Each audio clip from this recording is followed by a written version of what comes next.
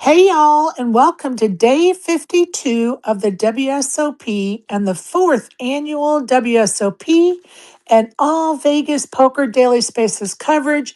I'm Sherry Pliscotta, your host, and I appreciate you joining me today and my co hosts for what is the final day of the 2026 Daily Spaces coverage of the WSOP and All Vegas Poker. Please be reminded that we will always try to give the most updated and accurate information possible, but we are human and the information is always fluid in the poker world. So please make sure you double check any information we provide to ensure yourself the best experience possible. And please correct us when we are wrong. We want to be right. Thank you so much. Don't forget to subscribe to my YouTube channel at Sherry Pliscotta 9212, where you can find the recordings of my past daily spaces and interviews. Um, Sometimes it's just fun to go back and catch up on some of those interviews we've missed. So for me, I like to go back and re-listen to some when I'm researching, and it's just fun to have them at my fingertips for sure. A lot to cover today. I'm going to try to get some of the stuff out of the way quickly because Aaron Barone is supposed to join us today. And of course, Jeff Platt is going to join us later as well. So just want to get some of this stuff out of the way so we don't have to deal with it at a later time. First of all, the WSOP pop-up store is now on discount. So if you're still in Vegas or live in Vegas, they have the items on discount. I'm pretty sure that it's going to go a bigger discount every so many days or whatever, but I don't have that officially yet. It's just kind of word by mouth. But that's the pop up store, not the store that's going to remain open 12 months a year, the anchored store. So there are two stores. I'm talking about the pop up store. The main event, the WSOP main cage is now closed as of 5 a.m. this morning. So all payouts will be at the Paris main cage until July the 26th. And that's from 9 to 5. After the July 26th, you will have to make an appointment via email to get your payouts. That email is WSOPFAQ at Caesars.com. So keep that in mind when you think, oh, I'll just go back and get it later, which is a great idea. Um, because safety first. Go back and get it later because that's a little bit safer if you're taking cash. But don't go so late.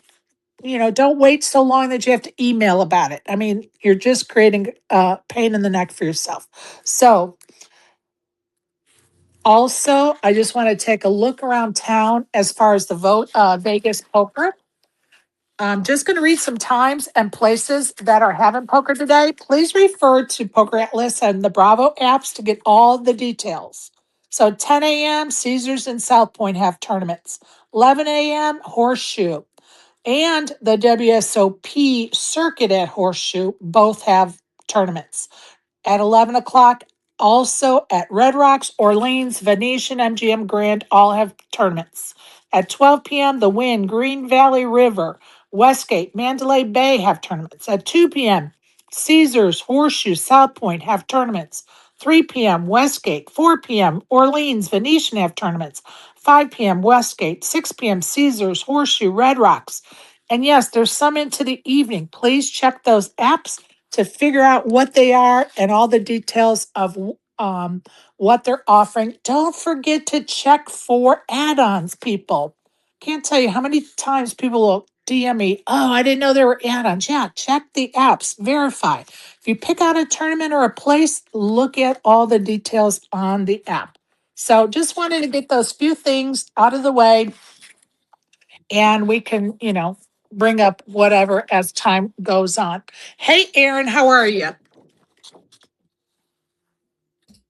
Hi, Sherry. I'm good. Can you hear me? I can hear you. Let me say Okay, some perfect. welcomes to some others that are on the panel as well. Hey, ASG, how are you? All right. Hey, Isaac, how are you? Good morning, Cher. I'm good. I'm good. Good to see Awesome. everybody. Awesome. Good to see everybody. Hey, Bling, how are you? Hey, hey, how's everybody doing? Doing good, thank you. Hey, Joey, how are you? Perfect. Just want to make sure we can hear everybody before we hit the ground running. All right, Aaron, when we last left off, you were going into day 8 of the main event WSOP style. So tell us any highlights or anything you want to tell us about that day 8. Unfortunately, it was day 6. I Oh, wish it was day 8. shit. That's You know okay. what? Next year. You know what? I have day 8 written on my notes. I don't even know why I have day 8. Day 6, because it was one more day than last year, right? Correct. I appreciate your faith in me that, day 8. Maybe next year. Hey, I'm Um, speaking it into existence. Spaces run good. Aaron is going to make day 8 or further next year. it gets harder every year if I do this one day deeper thing. It's great though, obviously, if I can keep it going. So yeah, I made day 6. Off to a very good start, actually. I think I came in with 2 million, got up to like 4 million pretty quickly.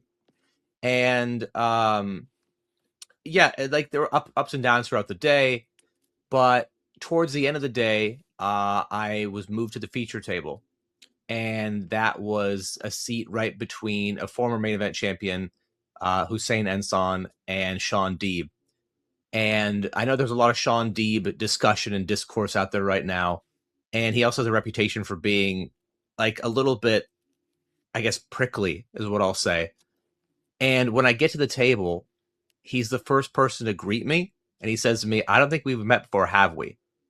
Which is a bit of an acknowledgement of, and one, it's very friendly, two, that he was aware of who I was, which was crazy to me. Sean did used to play online. He was one of the OG mass tablers of playing a lot of tournaments at one time. And so maybe in some way he sees me as a bit of a poker offspring version, that I do something similar. But again, for him to actually have any knowledge of who I was felt really cool. Well, And he was super friendly. let me ask you something real quick. Don't you think when he figured out what his table was for the day that he researched you as well as others? Or, I mean, of course he could have knew you before that, but I mean, guess what, Aaron? You're at that table right next to Sean D because you belong there, buddy, is my point.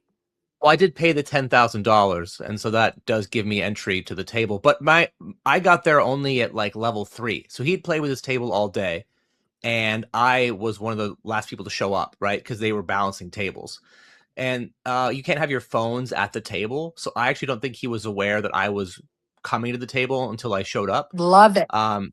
But regardless, I guess my overall point was that it was really cool to have that experience, and he was very friendly, not only to me but to everybody, and conversational, and I think exactly what an ambassador for the game should be. He and I have different opinions on when to register the main event, and how we both view that tournament particularly. But I have nothing negative to say about him at all. I thought it was an incredible experience, and the only thing that was bad about it was I got short stacked, and I'm thinking to myself, okay, there's 70 people left in this tournament.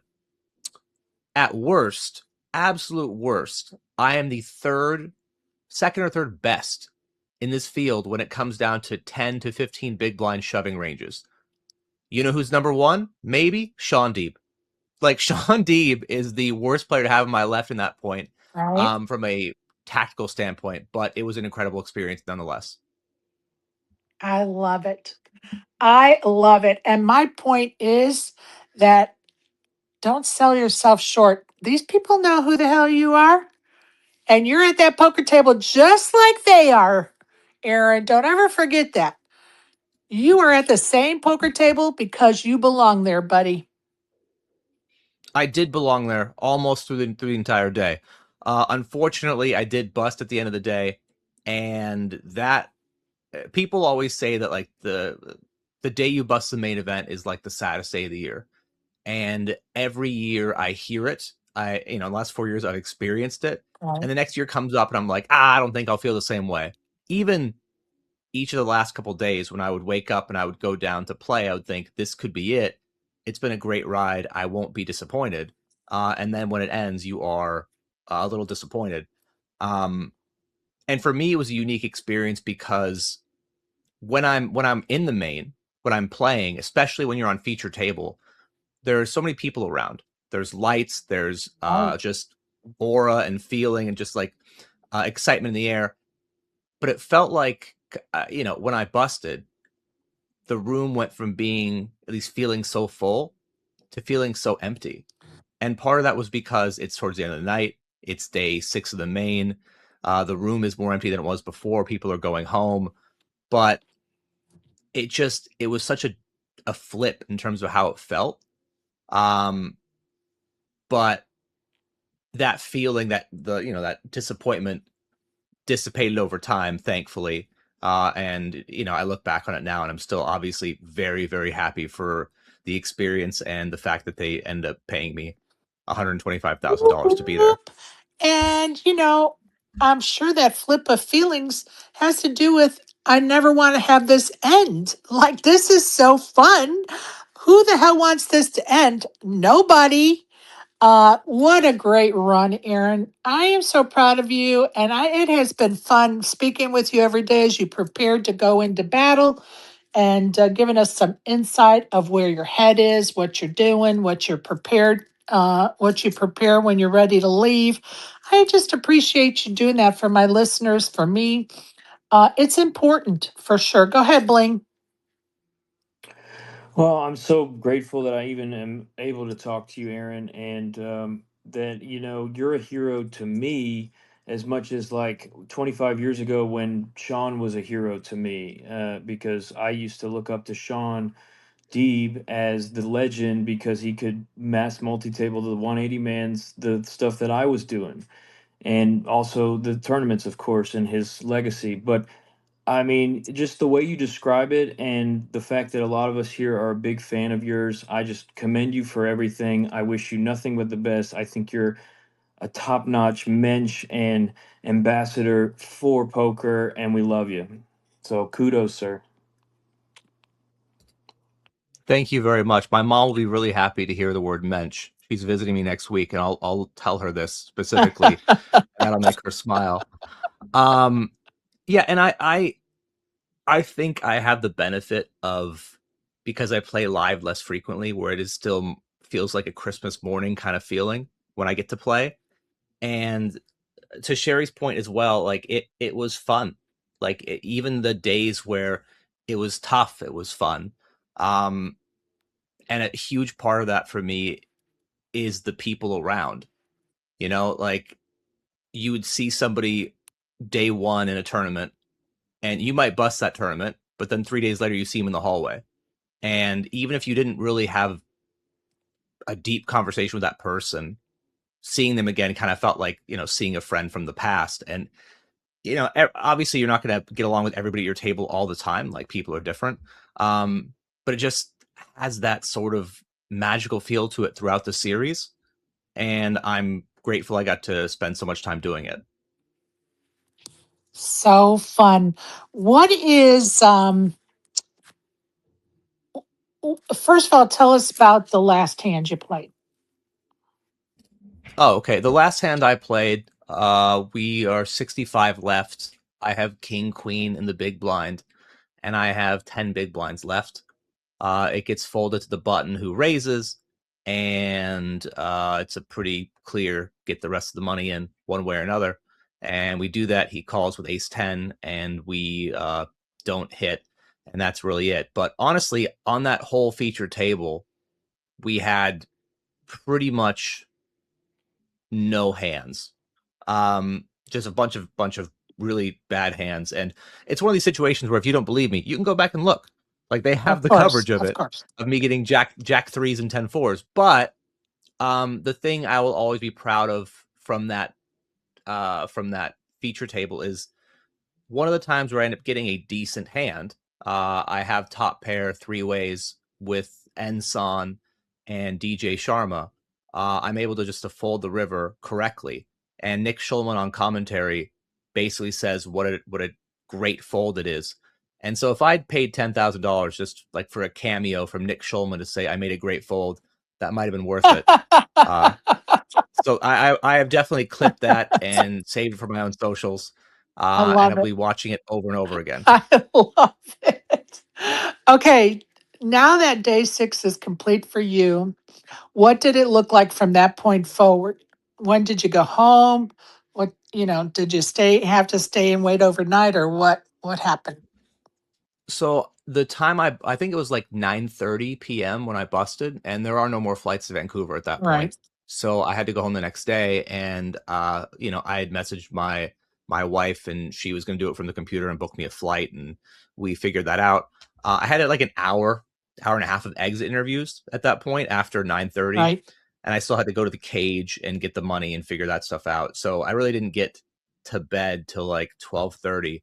I do have one regret, which is my friend had played the 50K 50K high roller, and that final table was happening around the time where I'm playing the main, right. and he won it for like 2.2 million Nice. right after I had just basically done all my exit interviews, called my wife, went to the cage. I had a flight in 8.5 hours, and my friend is the type of person to really, really celebrate a win, if you know what I mean. Absolutely. And I really wish I would have had more time to go and see him. He had a big group with him, so I don't think he missed it. But in my head, I'm like, man, I wish I would have went out with him. Of course. And he definitely, like, I even told him that. He's like, no, man, I understand. You had to get home to your family. You had 8 hours. You have a kid. It's fine. You busted the main. But I almost feel like if I had made the next day, would I have had more energy Right, to go out? And that is one thing that does happen when you lose the main, is it's deflating. And so I definitely was a bit down. And the feeling didn't really leave me until the next morning, because the next morning I order my Uber. I go to, it's too early for me at that point, right. but I'm ready to go to the airport, and right at the Horseshoe Uber pickup area, as I'm looking at my phone, a guy comes up to me and says, "Hey, Aaron, I love your streams," and just starts talking about my streams, how he enjoys my content, first time in Vegas. And that really just snapped me out of it. It reminded me again what I'd said before, that the WSOP is not only about poker, it's about the people. And that feeling of him, being kind to me, and talking to me, and just having that connection with him really brought me back to why I love this so much. And I'm very, again, grateful that I had that opportunity to talk to him, because otherwise it would have taken longer for the sadness of busting Maine to really go away. But he pretty much helped it go away immediately. Back to reality. Back to reality, Aaron. Life of a poker player. I love it. I'm so proud to have spent time with you, and we've learned so much from you, and really appreciate you stopping by every morning. Anybody have any questions for Aaron up on the panel? If you're in the audience and have a question or comment for Aaron, please request a microphone in that bottom left corner. You're more than welcome to come up and ask a question or give us a comment. Go ahead, ASG. So you kind of joked about it on your Twitter with your "I was also here," but what is it like being at the feature table when there's these big hands going on like right around you, and this is like the main event day, whatever, yeah. What's that like? Is it any different, or than just like, oh, this person went all in, or yeah, yeah. It does feel different, and even as a viewer, it feels like there's more pressure, because you understand the people who are playing the pot are, you're deeper in the main, and you have more eyeballs on you. And when it was like, larger than life characters like Deeb and Ensign in that big pot, that, it felt surreal to be there. You always hear the phrase "fly on the wall," right? I got to be the fly on the wall and just kind of watch these hands play out. And especially because I was seated directly between the both of them. And I got to experience this with Patrick Leonard, Pads Poker, earlier in the series. But sometimes when you watch two players play a hand, you're like, well, I don't know if they're good or not. So like the line between genius and insanity is so close. Like, but when you're watching like Pads or Sean Deeb do something, you're like, oh, this has to be pretty good, and it might be absolutely brilliant, and I don't understand why it's happening, and I really want to pay attention to it more. So it kind of helps me grow my love of poker itself. And yeah, like I keep saying this again and again for these little things, but it's true. All of these little things were just incredible experiences, and then you add it all up together, and I don't know a word even better than incredible to describe it. But yeah, that was another really, really cool moment I got to have. Awesome. All right, Brandon, you had your hand up. Go ahead, buddy. I just wanted to say, Aaron, I appreciate you taking the time to, just say hi. I know you're playing in the main event, so getting away from the table just to say hi to some loser from the internet is pretty cool. And congrats on your run. I'm glad you had a great time. It's funny, Brandon. I found myself getting up from the table to see people far more often than I think anybody else, maybe combined at my table, especially in the later days. And I never saw it as an obligation. I saw it as, here's a fun little detour from my day. Like, yeah, I folded a 6-3. I'm getting up. Oh, there's someone here that I know, or, in your case, that I got to meet. And it was just cool. It was fun. Like,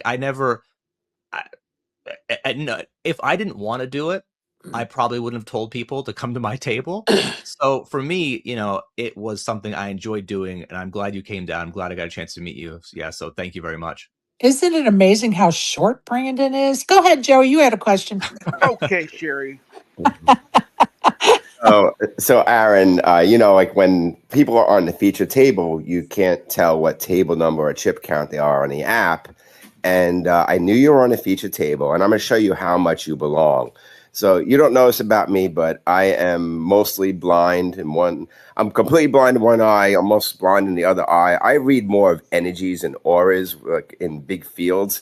I walked right by your table because all I saw was this super high stakes European pro aura. I swear that's what I thought you were. I just thought you were somebody from the Triton series, and I had to backtrack, and then I had to ask, and they're like, "Oh no, Aaron's right there." I'm like, "That's Aaron." I'm like, "You 100% belonged, like you 100%." And we're so proud of you. We really are.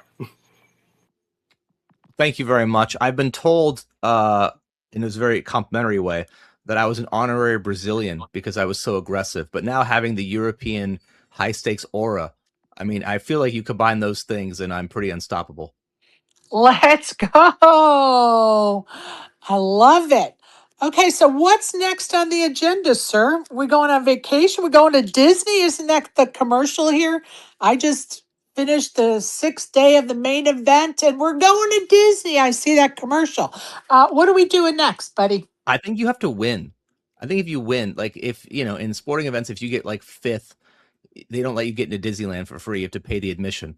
I think you can afford it now, Aaron. That's Just probably a true. hint. When my daughter gets old enough to appreciate it, we'll do that. Right now, she enjoys playing with we have a giant box. 24 pack of toilet paper that's unopened, and she's Oh, like, yeah. "Oh yeah, this is the best." Absolutely. So, the plan really was, and this isn't very fun, but to do nothing very different. Just get back into regular life, which I enjoy very much, and I'm very Sure. happy that I do. And regular life means playing online and then having time with my family and trying to balance that throughout the week. And today we actually are deciding if we want to take a really short family vacation for a day, or plan some stuff out. But one thing that's I learned this early in my relationship with my wife, and it's still true, is that like I come home winning 125K. We're not trying to spend 125K. Well, If I would have came home yeah. losing 10K, yeah. So like it works out very well, because I know a lot of players who do extremely well at this game, but they live slightly above their means, and that's a very difficult way It's to very live. dangerous. Yeah, but yeah, the plan really is just to. I mean, my mom visits me next week. I have some Awesome. friends visiting me after that, so I'll get to see some people, which would be really, really fun. And then I'll mix in, playing poker in between those visits. Awesome. Bling, did you have a question? Go ahead, Bling. So I just wanted to speak to my friend Joey. Can you guys hear me? Yes. Okay, so Joey, hit me up in DMs, brother. My uncle is blind totally, and I go see him all the time in Arizona, and I'm helping him with all this cool shit, like with the Meta glasses and AI and quality of life, all this stuff. So hit me up, brother. I got you. Love Thank that. you so much. Love that. Go ahead, Brandon. Aaron, this may be, if this is too personal of a question, just let me know. I know you live in Canada and they have no tax on gambling winnings, but even though you won it in the United States, you don't have to pay tax when you go home, right? And if that's too personal, just say I'd rather not answer. No, it's totally fine. As an American citizen, I still have to pay taxes. I'm Canadian resident, so I get the joy of paying sort of double taxes. Oh, Um, okay. it's not exactly double, but it definitely feels like more than I should have to pay. But that is just how it works. And, I have, the CPA from the US and CPA from Canada, and they'll figure it out. But I definitely have to pay taxes on it, which is unfortunate, but that's just kind of how it works. Yeah, I just learned I was at a slot machine next to somebody from Calgary, like a Vegas trip a long time ago, and they hit a jackpot, something, a hand pay. And they're like, I don't need this W-2. Like, I don't have to pay taxes on that. I'm like, yeah, you do. No, I'm from Canada. We don't. It's windfall earnings, I think they call it. They don't have to pay taxes on windfall earnings. I'm like, that's great. Yeah, and if I renounced my citizenship to the US, I wouldn't have to pay taxes on it, which, I mean, sounds like a crazy idea. But, if I'd won 10 million, do I want to trade my US citizenship for 4 million? I don't know, maybe. No, the answer to that question is no, but go ahead. I mean, 4 million's a lot. No. No. Go ahead. Bling, did you have some other questions or comments? Oh, actually, he covered it. I was curious about the Peter Eastgate, like when he won 10 mil, like how he got to keep all of it, and I guess you answered that. So. And it really depends on which countries. Not all countries are the same as far as whether or not taxes have to be paid. So definitely something people that are, coming here from foreign lands definitely want to consult a CPA, so they know how to cover themselves, so to speak. Welcome, Exec Deck. What you got for us, buddy?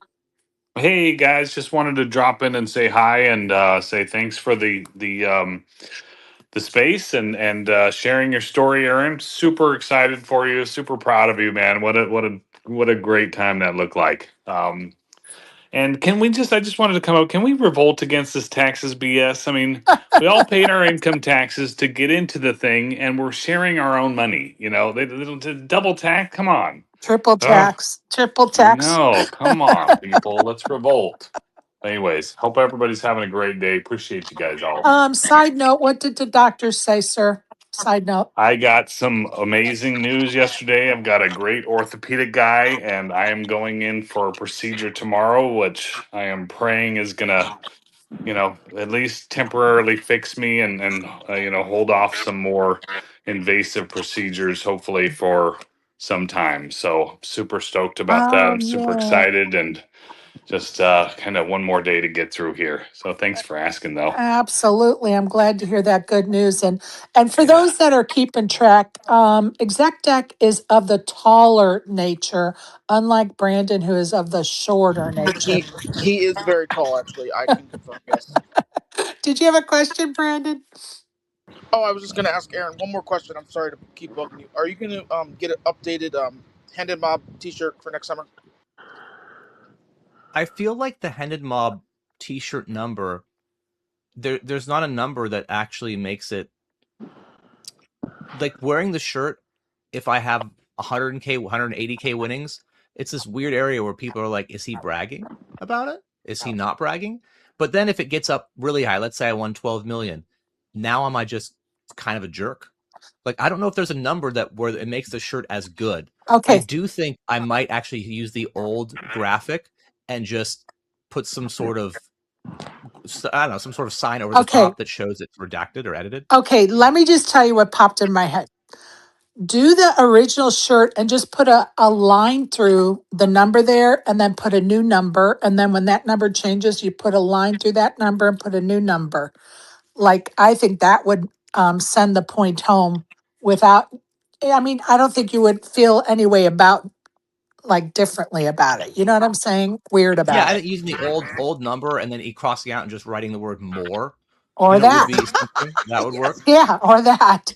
Something like Uh, that. Something like generic that people would be like, wow, I wonder what that means. Because then they would recognize that there's a story behind that versus just correct. that shirt with a number on it. People would be like, what the hell is that? Whereas if you have a red line through it and whatever, more or then the next number, whatever, people would be able to say to you, okay, what's the story with this t-shirt? Like, And then the more T-shirt with the selfie with Alan Kessler would be great. yes, I'm here for it. I'm here for it. Isaac, did you have a Or you question? can do main events, all other tournaments. I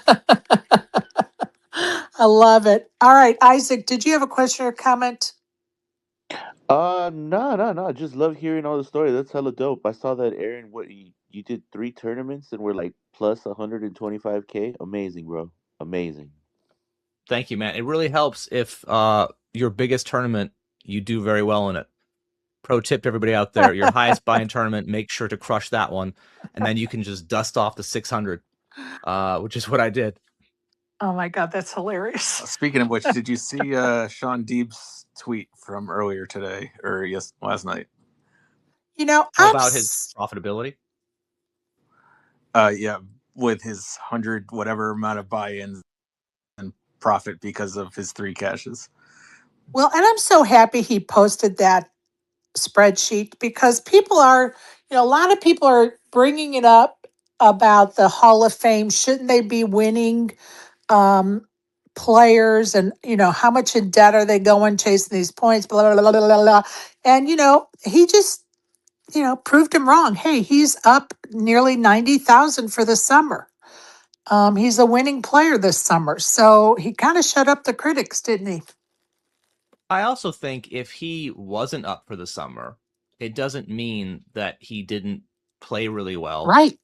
right? And like it Right. is just, as somebody who plays online, what he did, he played 80 tournaments, 100 tournaments at most. Like for me, that could be just an average day, right? And so there is still a lot of variance in that.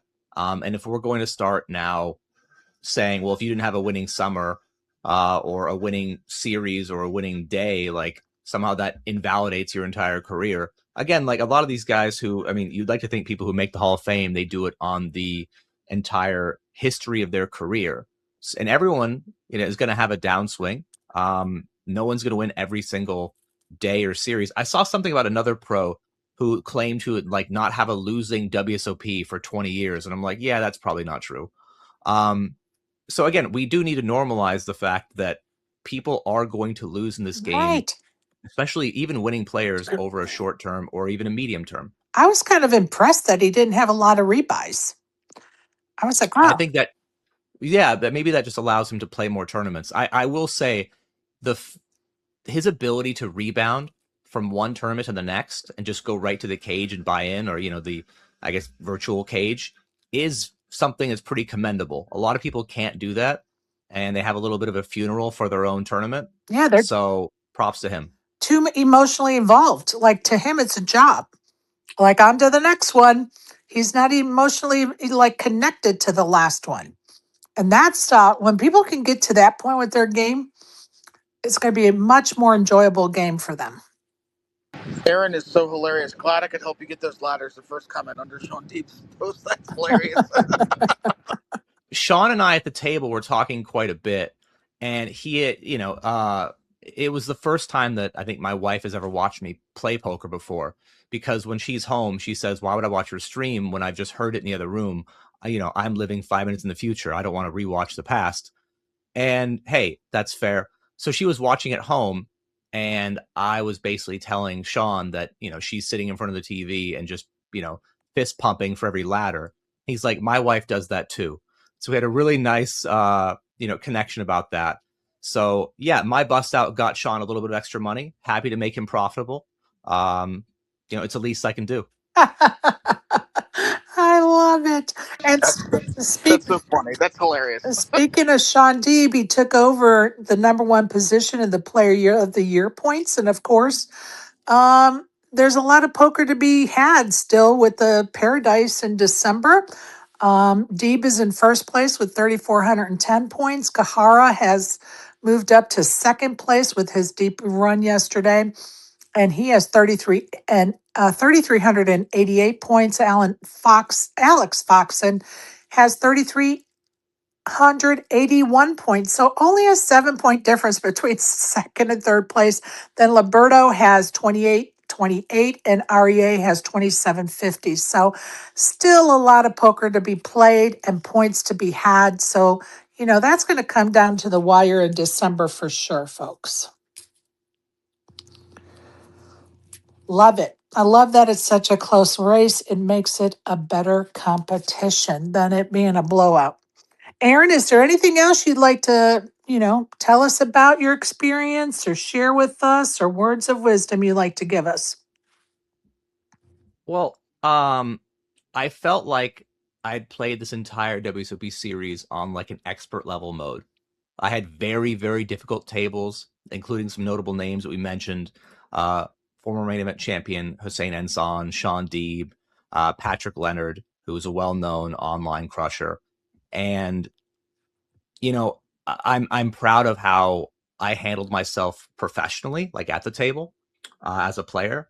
But there was a point where my 8-8 poker boss was kind of on the rail, and he and Patrick Leonard introduced themselves to each other.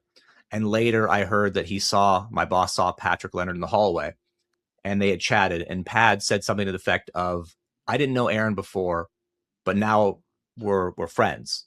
And that's really meaningful to me. Like, for starters, have the respect of, or some level of respect from a really incredible player is fantastic. But like on a human level, I'm happy I was better able to showcase the person that I am and build bonds with people in our community and strengthen some with people that I've known for a while. And then, obviously create some with people I had just met. And that is one of the things I'll really take away from this WSOP. And then the last thing I will say, which is probably a decent transition given that Jeff Platt is going to be here soon. I got to do an interview with Jeff Platt on day 6, and it might not come through to people at home on the screen, but he is he's really sharply dressed. He looked really good. Like, the suit fits really well. And I was talking to my table about this. I am not sure if, yes, for sure he's dressed well, but is it because of the contrast between him and all the other poker players in the room wearing oversized hoodies with ketchup and mustard on them?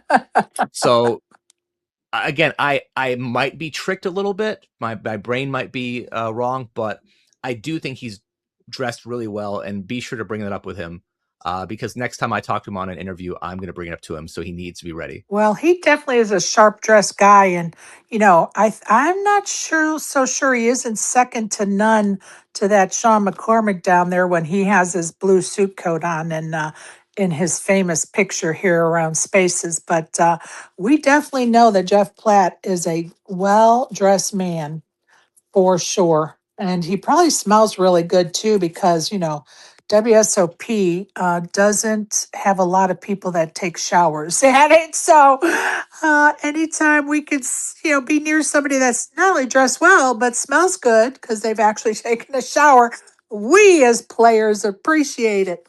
Well, Aaron, I am so happy for you, and I can't wait to see and hear the next chapter, buddy.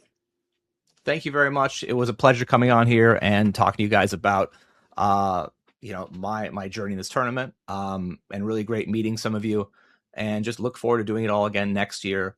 And again, I had said before that my last year was between an A and an A plus, and I really couldn't imagine it being any better. and somehow this year just crushed it on every single front. So yeah, really, really excited for next year. And, thanks for letting me be a part of the spaces. Well, we appreciate you and your time for sure. As I've said to you often, you're always welcome here, buddy. And we will be keeping an eye on you and your 888 poker and your commentary and whatever else you have in store for us to keep an eye on. Happy to call you friend, Aaron. And Thank your you very much, Sherry. and your Hendon mob. Of course. Well, Go ahead, that was ASG. that was also the interesting part, which someone pointed out with the Diva tabulator, is that it's 89,000 in winnings and $1 million on the Hendon. That is what happens a lot for the players who are putting these high volume stuff, is that you are going to accumulate a lot of caches just by nature of what you're doing. But when I get to $1 million on the Hendon mob, maybe then we'll make the new shirt. Who knows? I love it. Go ahead, Barry. I can't miss it. Congratulations, Aaron.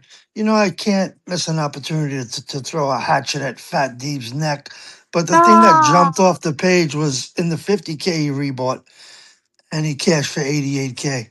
So the guy's just, I think the expression is, we'll just beat him with our bankroll. He just keeps throwing money at it, and he accumulates all these wins and points and things, and that's why he's able to jump from tournament to tournament. It's really just a fucking scam. And the fact that he laid it out there for everybody to see proves the fact that it's all a scam. Coming in hot, Pirate Barry 101. Here he is. And he probably isn't wrong with some of this. It's sort of like when I say that people are rebuying their way to the final table. Is he buying his way to the player of the year, honor? And you know what? He's going by the rules. We can't fault him for going by the rules. He's working hard, and he does have to win some of the time. He has to have money to replenish that bankroll. So Oh, he's absolutely one of the greatest right, tournament players on the circuit today. You can't argue that.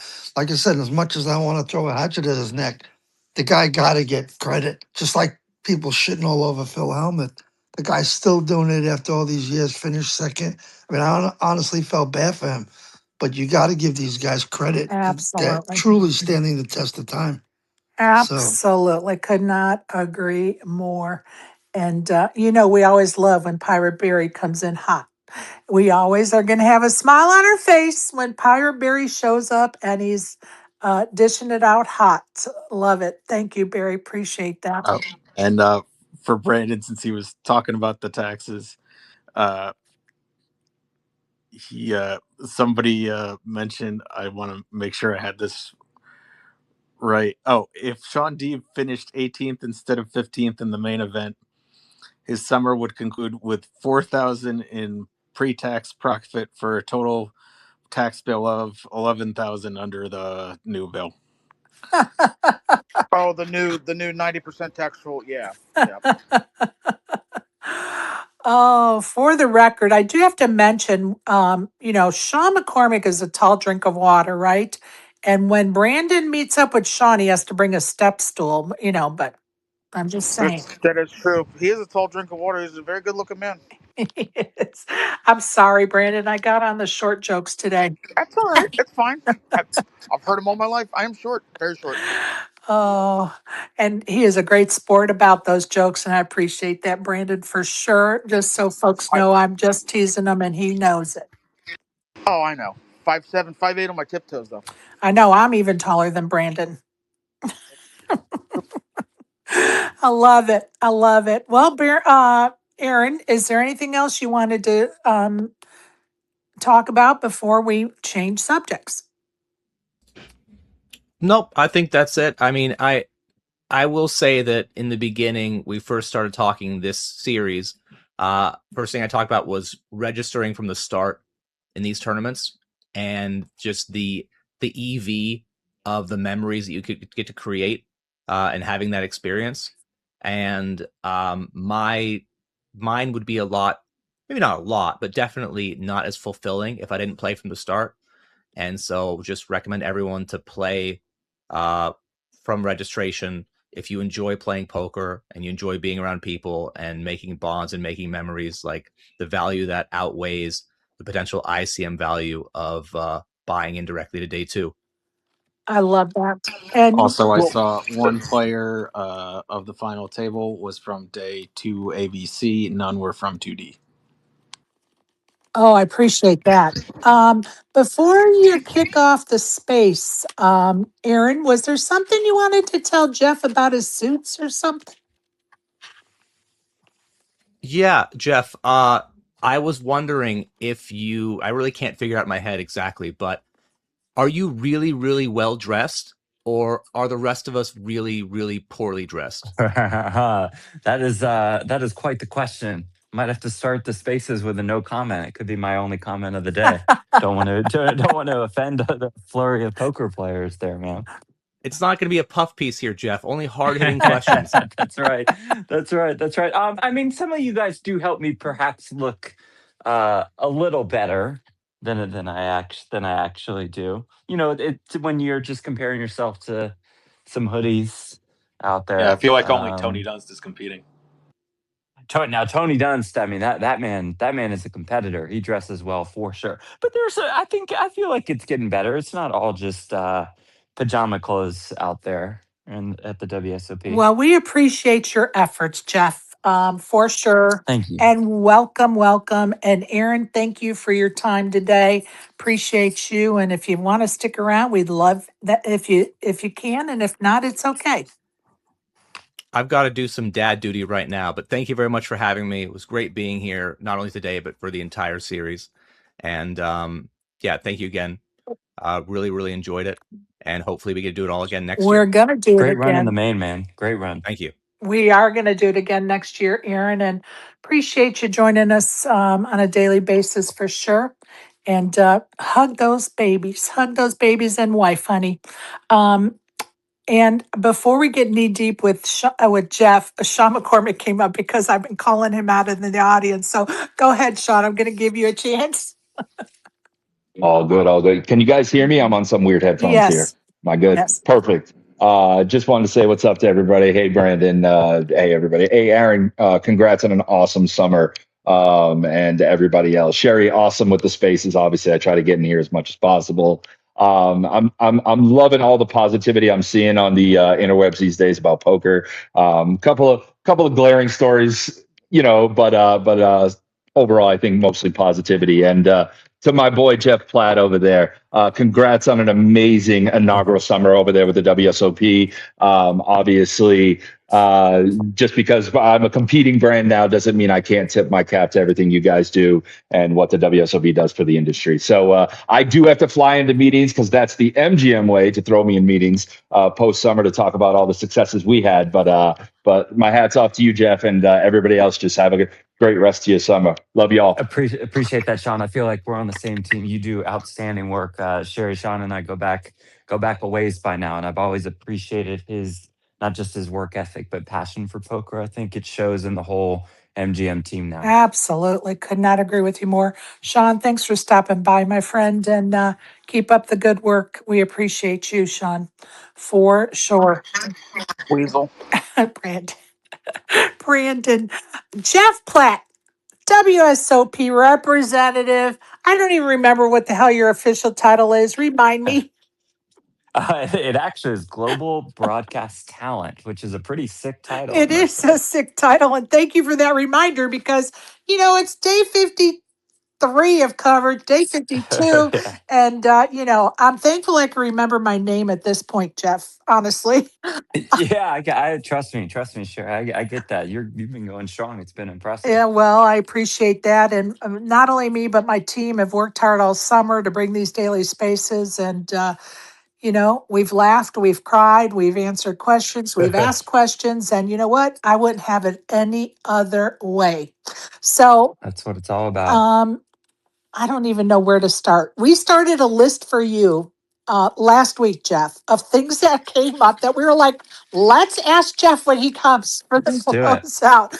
So before we get knee deep, though, I see Dusty has his hand up, so it's going to get sourced. With him holding it up. So, Dusty, I'm going to give you a chance to ask your question or your comment, buddy. Oh man, Jeff, do you have any changes that you're making to the Run Good Poker Series based on your experiences from the WSOP this year? Man, I think Run Good does a tremendous job. I'm just happy to finally be able to go to a Run Good series again in Sacramento at Thunder Valley to see the great Ben Irwin, who does a fantastic job with that room. And Tana's awesome. And I could go on and on. I could spend this hour raving about Run Good if you guys would like to talk about that instead of WSOP. I'm in. Oh, I'll Well, see you at the Run Good Series. I'll bring you a There we casino go. jacket. Thanks. You oh, look like you're a Okay, medium. awesome. nice. I look forward to it. Thanks. Nice. Thanks, Dusty. And we love Tana and the Run Good series as well. They do a great job for sure. All right. We're Hmm. going to hit the ground running with questions, folks. Then we'll get to your hands. Otherwise, Jeff, it's his, he needs to wind down for the summer too. So let's hit the ground running. First thing, easy subject. Poppy, AKA Joey Ingram, suggested that on the live stream, that next to the player's name, you put the flag of country. Is that something that can be done, you think? Or Yeah, it's something we've done in the past. I think we even did it for the bracelet events and for whatever reason, I'm not sure the specifics. Omaha decided not to do it this year.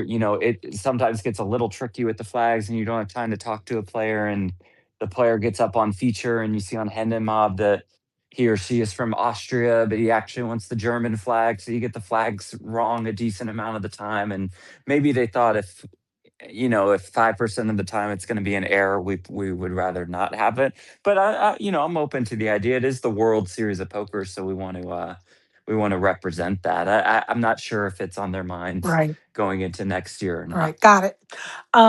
Okay, and again, these are submitted questions or questions that have come up Sure. along the way. So just so you know where they're coming from. Um, okay. I'm trying to see. Okay, on the WSOP app, which has had some great improvements this before this series Yeah. and during this series, it does not like when people get to the final table, or even Mhm. as the tournament is developing.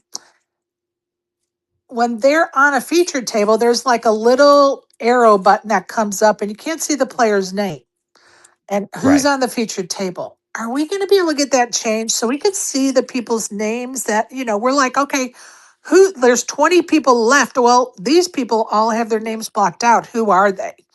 And any way to get their names on there, or what are we doing about that? Yes, that's a priority for us going into next year. I think initially the idea was fine because we didn't want the app to act as a spoiler Right. for the live stream. And that was our biggest concern. And it just went too far in the other direction. And I think everybody is aware of that. We've even had conversations in the last few days about it, even before we do our full on 2026 review and evaluation and make our changes for 2027. So I think next year will be different. I would like to put the app on the same delay as the stream is. So you would still see everybody's name and you would still see all of the eliminations. They would just happen in sync with the stream. Great So that idea. is something that, yeah, that's something that I hope to, and I'm pretty sure that we will have changed for next year. Great idea. That is a great idea. Love that. Okay. I'm going to go to Bling and then Barry in case they have questions about what we're bringing up currently. Go ahead, Bling. Okay, thank you, Sherry. And I just wanted to, because I'm good at giving flowers. We've been doing this for 52 days, but I want to give some flowers to Jeff. Jeff Platt, you are a mensch, as mentioned to Aaron, and a great ambassador to the game, and just awesome for what you do. And we love you. And I have a question, a quick question, because I mean, I know I'm speaking bias, and I don't mean to spark any controversy, but as a player playing for 25 years, enjoying this game as much as we do, can we at least agree that there needs to be some compromises and some, I don't know, some cordiality with the big brands as far as the pettiness and some of that back and forth? Because I mean, I had my duct tape ready for all the covering of the, but I really think that we love both you. We love everyone, so we just want to work it out, you know. Yeah, yeah, for sure. I first of all, I appreciate the kind words and thank you for saying that. It means a lot. I just raved about Sean McCormick for a while, who I think it'd be easy to see MGM as a competitor to WSOP.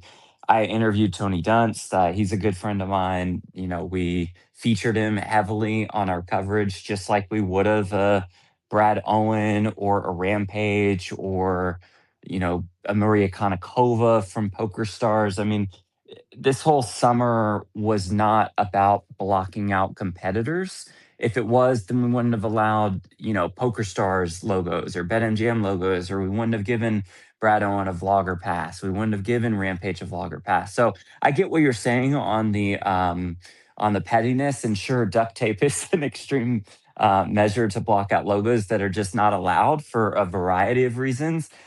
I don't other than using black duct tape, I don't really see how the World Series participates that much. It's probably the other brand that takes a bunch of shots at us, which is which is fine. But I don't feel that we engage throughout the summer, whether on social media or via our live streams, in any of that Well, pettiness. So I'm right there and I with you. think, yeah, I think we all agree with you there. But I do have a question. So I go up here to Cherokee for the circuit event, and I'm on the Yeah. live feed table. Do I have to get my patches taped up if I'm on that live feed table?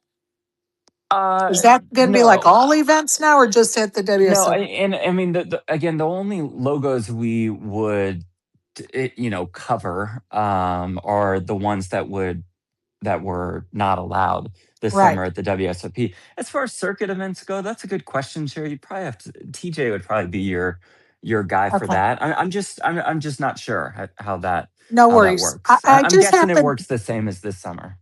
Okay. And I say that because I have a blue jean vest that I have sewn and, taken bodily injury by needle, via needle, Yeah, yeah, patches on. And I happen to have one, maybe two of those patches that are forbidden at the WSOP. And I'm I like, oh, gotcha. wait, do I have to tape those if I go to circuit events now? Yeah. It's Okay. very I will. possible also different states have different regulations and et cetera, et cetera. Right. Okay, Barry, I promised you next. Go ahead, buddy. And then we're going to move on with the questions. Yeah, thanks, Sherry. Hey, You Jeff, bet. good to see you. I just wanted Hey, Bear. to thank you guys for. I know you've been taking a lot of shit for the streaming coverage and what tournaments you're showing, what you're not showing. But last night, at the last minute, with somebody's iPhone being able to put up that Phil Helmut Mhm. final few, that was good work. And thanks for doing it. Good. Thank you for saying that. Yeah, and we're going to get to that coverage here in a minute. Okay, so everybody was excited that ESPN was going to be involved again with the Yeah. WSOP and the main event. Everybody, it was the talk of the town, so to speak. And the coverage on YouTube ended, and there was still 18 more tournaments gonna have to be played still. Main event is event number 82. We have 100 tournaments. Right. So then we lost coverage of those 18 events. And some of them, like last night, had player of the year implications, right? Right. Because you have Deeb and Foxen at the same table. Kahara was at a table, um, and we don't have that live, footage or coverage. And it sort of is like, wait, are we getting the point here that we are actually missing the boat with our coverage and not improving it, or what do you like? What are your thoughts about? Are we going to have coverage next year for those extra 18? Are we going to make the main event number 100 so it's actually the last tournament?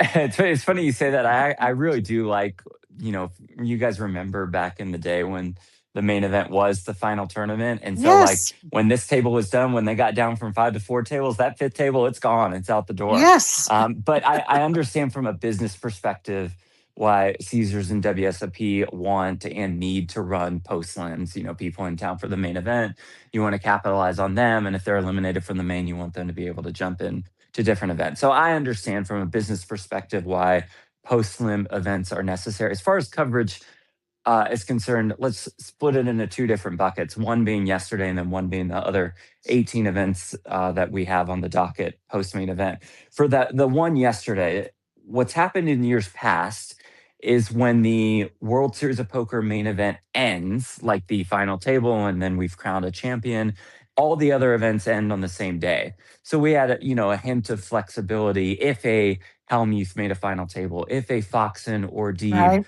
made a final table to still be there.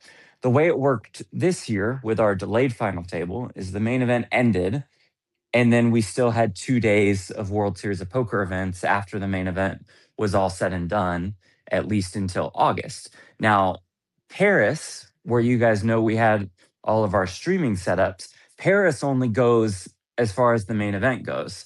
So once July 13th hits, boom, Paris is done. And the striking of Paris setup begins immediately. All the tables get out, they start taking down all the set, all the streaming coverage, everything. Right. It's just torn down immediately. So we didn't have any live stream equipment in Horseshoe. It was all in Paris, but all the events for the last 2 days were moved to Horseshoe because Paris could not host them. So it's not like a simple, let's turn the cameras on and hit the Right. switch. I mean, it never Right. is, but like it especially wasn't for the last 2 days. Now, with the other 18 events that you mentioned, I do like greatly prioritizing the main event. That should be the focus of our show. It's the greatest poker tournament in the world. All of our weapons, all of our production assets should be devoted to that. Now, I could see a path towards the kind of emergency setup where we do leave a table empty that has RFID capabilities that we can call a separate camera crew in and not Right. take away attention from our main event staff and production crew and use Right. those resources. And we bring that on and we put that stream up on YouTube or whatever outlet that it may be. I think if this was going on during the main event, Sherry, then we would have broken to it here and there, kind of like we did. If you guys remember Negreanu winning the 100K PLO, we went to it a little bit, and then I interviewed him at the end, and Right. all of that made our main event live stream coverage. So that's my long-winded way of saying that we weren't set up for yesterday. We kind of did the best we could on social and just going live on X, and maybe in future years we will be set up, but it was just really tough. The schedule worked out, the last 2 days just being in a completely different room. And I get that, but for me, I am a prepare for everything kind of person. Sure. And so for me, um, I would love to see, like you said, a table left or set up somewhere for this, those 18 events. There's going to be a final table at every one of those 18 events.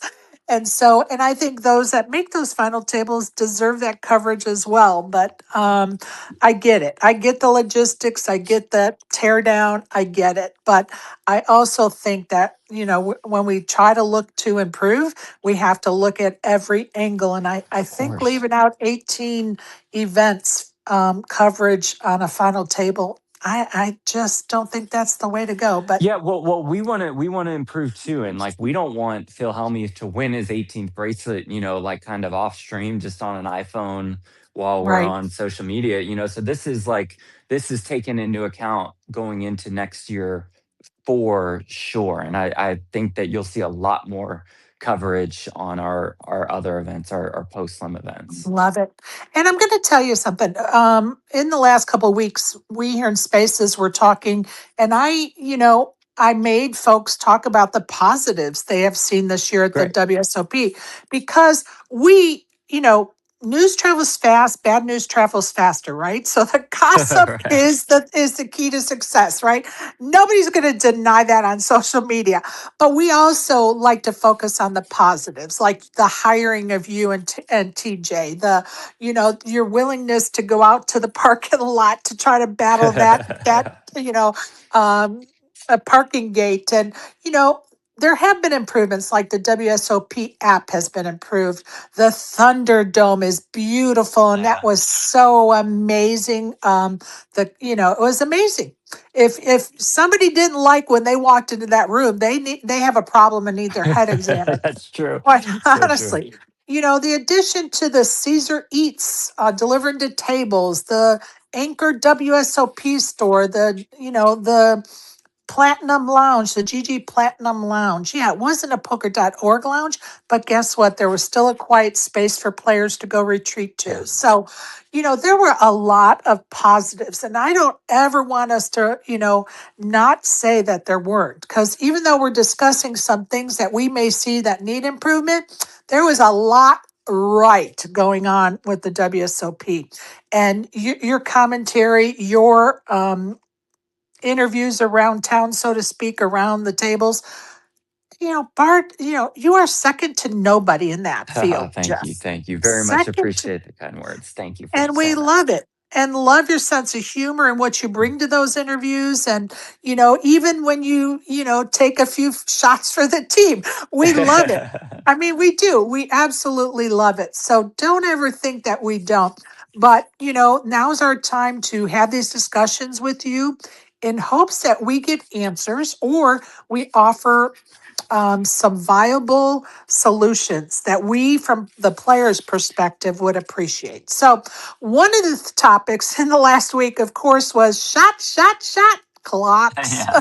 Yeah. And so, how was it decided to implement the shot clocks? Was there like anything that was a catalyst to that, or Well, like how I was that? think I think the last few years have been a catalyst for that. As far as the actual decision process on when to input them, when to enact them, it's a process that I wasn't a part of, that the higher ups were a part of from the WSOP and Caesars. And so that's all I have. Like, as far as it was actually dictated, I do think, eh, like, I go a couple different ways on this. And, number one, I think shot clocks are a good thing to have in the World Series of Poker main event for both the player experience and the viewer experience. Now, do I wish that, we could have given some more advance notice, or maybe said at the beginning of the tournament that shot clocks will be enacted on day X? Sure. And give the players a little bit more of what to expect. But if you'll allow me, Sherry, to be results oriented for a second, I think they Sure. worked out really well. I mean, I think the only person who ran out of their time extensions was, one of the super pros, in Patrick Leonard. And we're always looking out for the recreational player. And I want the recreational player to compete. And I tell the pros this all the time. Like, no offense to you guys are great, but in the main event, like, I want the recreational player to kick y'all's ass. And so I don't want anything that could give pros an edge. But I think that, over the last couple days, the shot clocks worked really well. The player experience was great. And I think the viewer experience, it benefited from that as well. Well, and I'm going to tell you, and of course, I listen to all the buzz from every angle, right? And I'm Yeah. going to tell you, I haven't heard one person say that they did not think we should be doing shot clocks in the main event. Everybody is for shot clocks in the main event because it is tiresome to see somebody sit there and tank for 10 minutes and, Right. 15 minutes and then fold. Like, it's so ridiculous. So And so true. I don't think anybody disagrees with the fact that we should be doing shot clocks. I think it was the timing of it. Like, Yeah. shouldn't it have been done from the very start of the tournament, or just say maybe on day 3, we're going to be implementing shot clocks from that point forward, or something to that effect, versus here we are down to, what was it, the last 25 or less players, and all of a sudden we're, putting out shot clocks.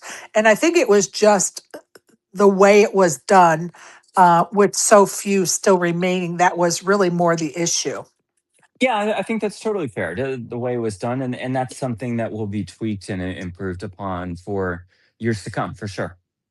Yeah, and I really think just saying a blanket statement, day 2 we're going to shot clocks, or day 3 Yeah, whatever. I think that's a fair way, for people to know it's coming. I think so Um, too. all right, software, your hand. I know you're waving it and your arm is tired, so I'm going to let you go ahead, buddy. Perfect timing. Actually, Sherry, I've come up with what I call the soft clock, not to be like integrated with my name here. But listen, here's the thing is I don't like the idea that the players have to expend mental focus for players that aren't abusing the clock, that they have to expend mental focus trying to hear this thing go off while they're making their decision. You got 10 seconds and then managing these cards and all that kind of stuff. For players that, for the most part, when we're talking about a wreck, like they're already acting pretty quickly, and things like Hmm. that. Hmm. So I'd like to go to what I call a soft clock, which is you don't have a clock there. The dealer's sitting there doing the same thing, and that's all being tracked. And the system is finding who's abusing the system, and then those people are put on a clock automatically. Like whether you do it based on the average of the field, that this player is playing slower or whatever.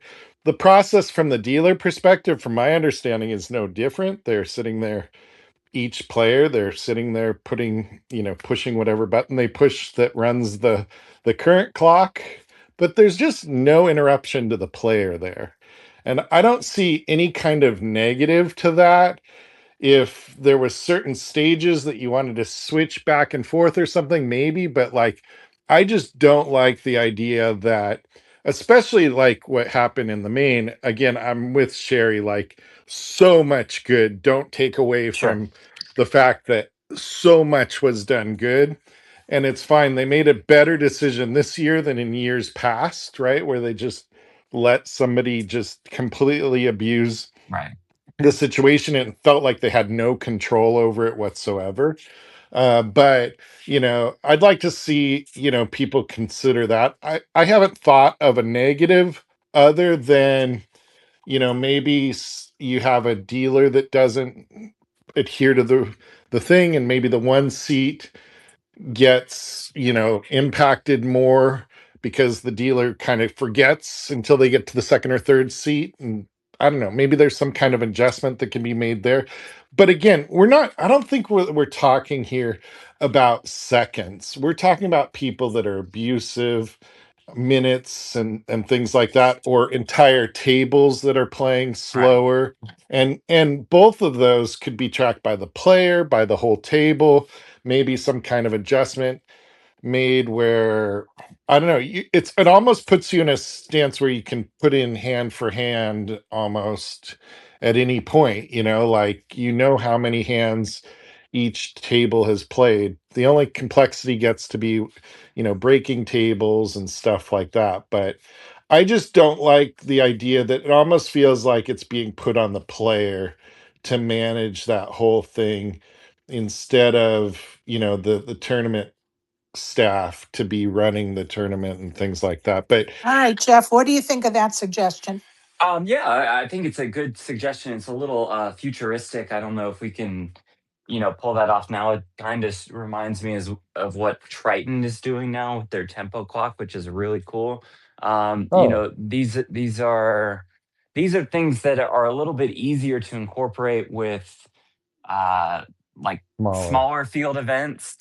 When you look yeah, at a huge event like the main and all the dealers that have to be used for the main. I mean, we do have some great dealers, of course, at the World Series who would be able to handle that yeah. easily. But I think in a dream world, of course, we would have a clock attendant at every table or so, Yeah, that'd be in perfect. addition to the dealer. So it's just a Yeah. matter of resources. I could see the World Series making a big change in years to come as far as clocks are concerned, with all the technology that's readily available, and we I just mean, have the most amazing team as far as that's concerned.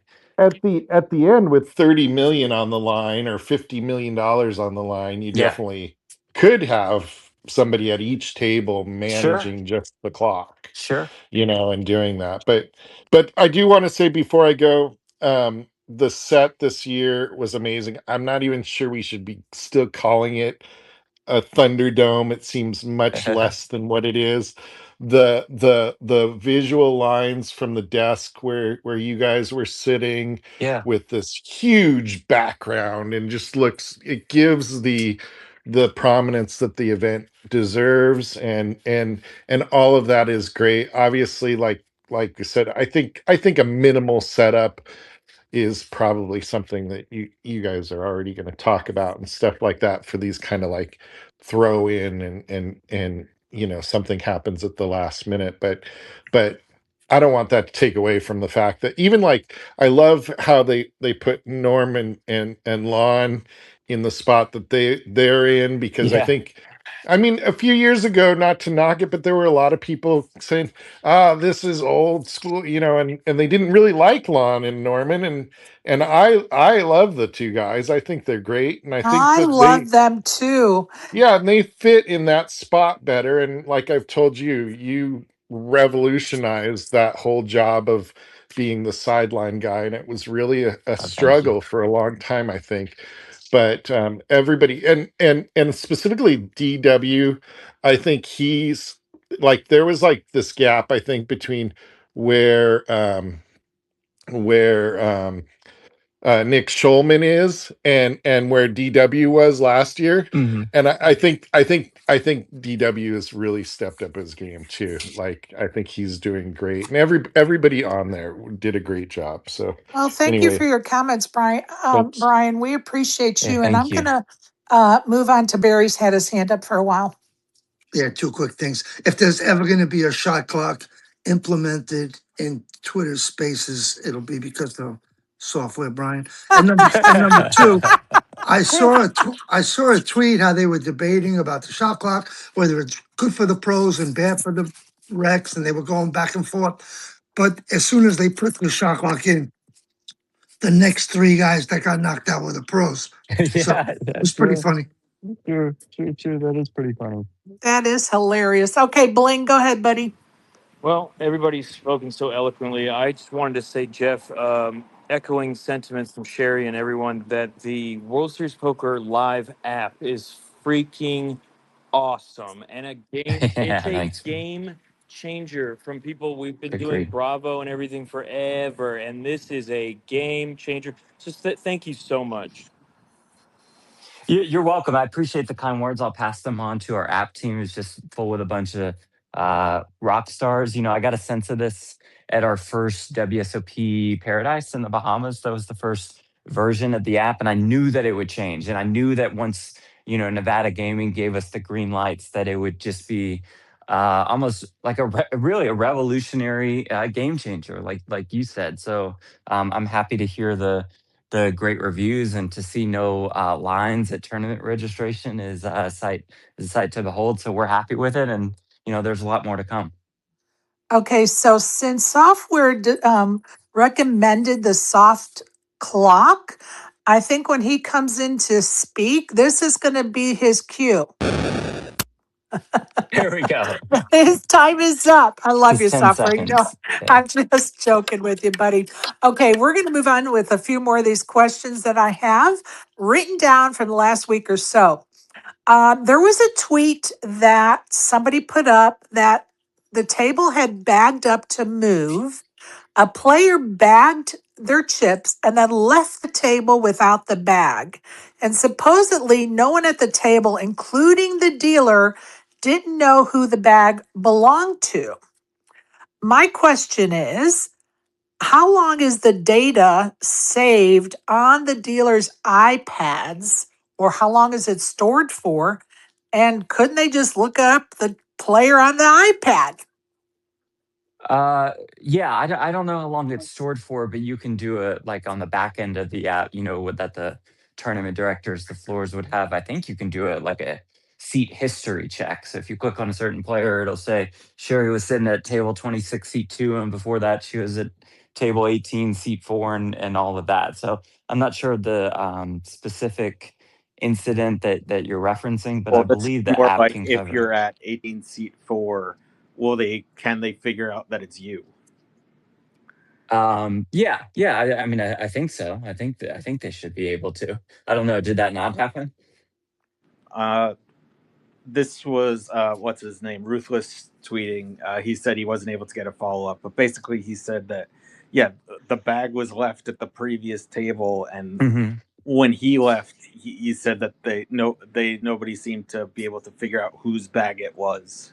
Gotcha. So you guys know the social media world, especially in the poker community. If that was still an issue, like if the bag was just laying there for any more than 10 minutes, we would have gotten a lot more than one ruthless comment about that. So I think they probably figured that one out Well, shortly thereafter.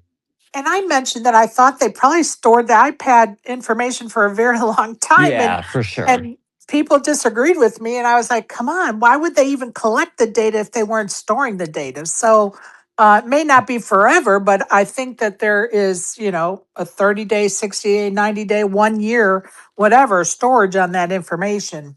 Because I do think that they're going to also look at that data and try to run some stats on it. But what do I know? Yeah, no, Okay. no, we use the app to pull like, entry numbers for the World Series and prize pool information and like all those big totals that you see in the big like grand tweet, which I don't know if we've posted yet, the grand finale where we've had X amount of entries and X amount of money in the prize pool. That that's all app driven. Right. And okay, so we can't end the WSOP without the last gate. And in this case, it's Dealer of the Year gate. So it's come to my attention that the Dealer of the Year award has been awarded to TD, Andrea I think it's Di Bautista. And there seems to be quite a fury around that. So before we talk about that, though, like whatever happened with the dealer like rating system on the app? We only heard, or I only heard, well, we talked about this the other day. Most of us only heard of one dealer being recognized early on in the WSOP because of that voting process or on the app. So did that go to the wayside? Were more dealers awarded, the dealer of that tournament, they were the bracelet tournaments only? Like what happened with that whole process?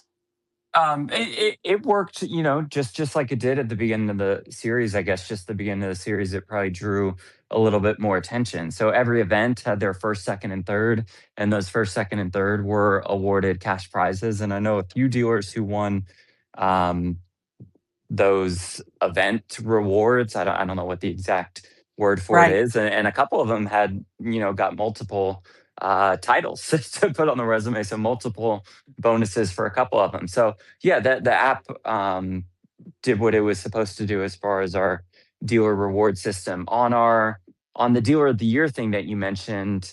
I mean, you know, 85, 90% of the time I saw Andrea there. I always forget if it's Andrea or Andrea, so I feel bad about that part of it. She's great, and she was dealing, 85 or 90% of the time. Maybe she was a backup floor, but at like just about every time I saw her, even during the main event, she was dealing. So I mean, she's been a floor before and at other places, and throughout the course of the year, maybe at a circuit stop. But I always saw her dealing at the World Series this year. Okay, I'm going to tell you, I don't know Andrea. Okay. And I hate the fact that there is a black cloud over her receiving this award. Yeah, same. Because we should be celebrating somebody receiving an award, but the dealers are in an uproar because they feel slighted that they deal all year long and somebody that's a TD has slipped in for that award in their minds. Okay. I don't know all the ins and outs, Yeah. but my question is why wasn't the results of the daily bracelet, um, what do you call it, surveys Yes. that of the dealers used to award that award? The players would have awarded that award through answering that survey every day in a bracelet event of how's your dealer doing. So why weren't those stats used to award the dealer of the year? I don't know. I just think they went into it. Now, keep in mind, this is one of those things that is run by Caesars and not WSOP. So I don't have too much insight into Got it. that. So I don't want to speak um, out of turn too much. I just imagine that they had their dealer of the year system, and they wanted to add on the dealer rating system from the public, but keep their current dealer of the year system. So they kind of had two processes ongoing as far as dealer rewards are concerned. But I'm honestly, Sherry, not sure, and that would No probably problem. be more of a Jack Effel No question. problem. I am going to bring up a dealer, and I'm just going to say before this conversation continues that I don't do gotcha moments in my spaces. So we are going to be respectful of one another. And I don't mind tough conversations at all. I don't mind tough questions, and I don't mind tough answers. But we will be respectful in my space. So that is a blanket statement for everybody I see down in the goo. Please feel welcome to request a microphone. No problem. But I felt like I needed to make that announcement because we also have some newbies down there in the audience. Pedro, go ahead, buddy. Welcome. Thank you for letting me speak, Sherry. Absolutely. How you doing, Jeff? Hey, Pedro, I'm good, man. How are you? Good, good, buddy. Um, so I just want to speak a little bit on the whole dealer of the year Thank situation. you. You would know best. I'm glad that you're here, Pedro. Thank you. Yeah, yeah, no problem. My pleasure. I would never take away from Andrea for her abilities to as a dealer, as a floor or anything like that. But I heard you say that she dealt for 80 or 90% of the The series. time that I saw her, Um, I'm just want to clarify. right, yeah, yeah, yeah. But yeah, you saw her maybe the few times that you did see her, she was dealing, but Right. she it was not 80 or 90% of the time that she dealt. Um, she was mostly a floor for about 80% of the series, Okay, gotcha. And again, not taking away from anything, she obviously got that floor position because she's a great dealer and stuff like that. And but at the same time, the dealer of the year requirements in previous years were dual rates, which was her category this year, a dual rate, were not applicable for dealer of the year. They weren't allowed to be in the runnings or nothing like that. And I was a floor as well last year. I was a dual rate as well Right. last year. And last year I was told that I wasn't able to do certain tournaments because I was a dual rate. I wasn't able to deal certain events because I was a dual rate. And then for this year to just like out of nowhere, everything just switched up and stuff like that. It kind of felt like a slap in the face to a lot of the dealers. Okay, Pedro, before we go further, tell people what a dual rate is, please. So a dual rate is basically just that you have two rates. So you basically are a supervisor or you could deal. Whatever they need you to do that day. Let it be they need you as a dealer, they'll put you as a dealer. If they need you as a supervisor, you're able to suit up and be the supervisor for the whatever tournament they are running that day. Okay, perfect. Go ahead, Jeff, if you want to address his comments. No, I'm glad that Pedro jumped in to clarify. Pedro does an outstanding job, and I'm glad he was there to fill us in a little bit more. So I completely understand what you're saying. Again, I just have no idea what their protocol is for dealer of the year and their dealer reward system and how any of that works. Pedro could probably fill us in a lot better, but I understand his perspective for sure. Any other comments or questions, Pedro? No, just that. I mean, like that's just really what like a lot of the dealers are upset about because again, from what I've understood that all floors are supposed to vote for dealer of the year, and I was informed that a lot of floors didn't get to participate this year in the voting system too. So Mm. just a lot of stuff that just didn't sit right with a lot of dealers, and I've heard a lot of dealers complaining about probably not coming back just because of that, and like it's just it's not about who won or what or this and that. It's just about what's right, Mm. like if it's not right, it's not right, and that's just what we feel that wasn't done correctly, and that we feel like our voices are not heard.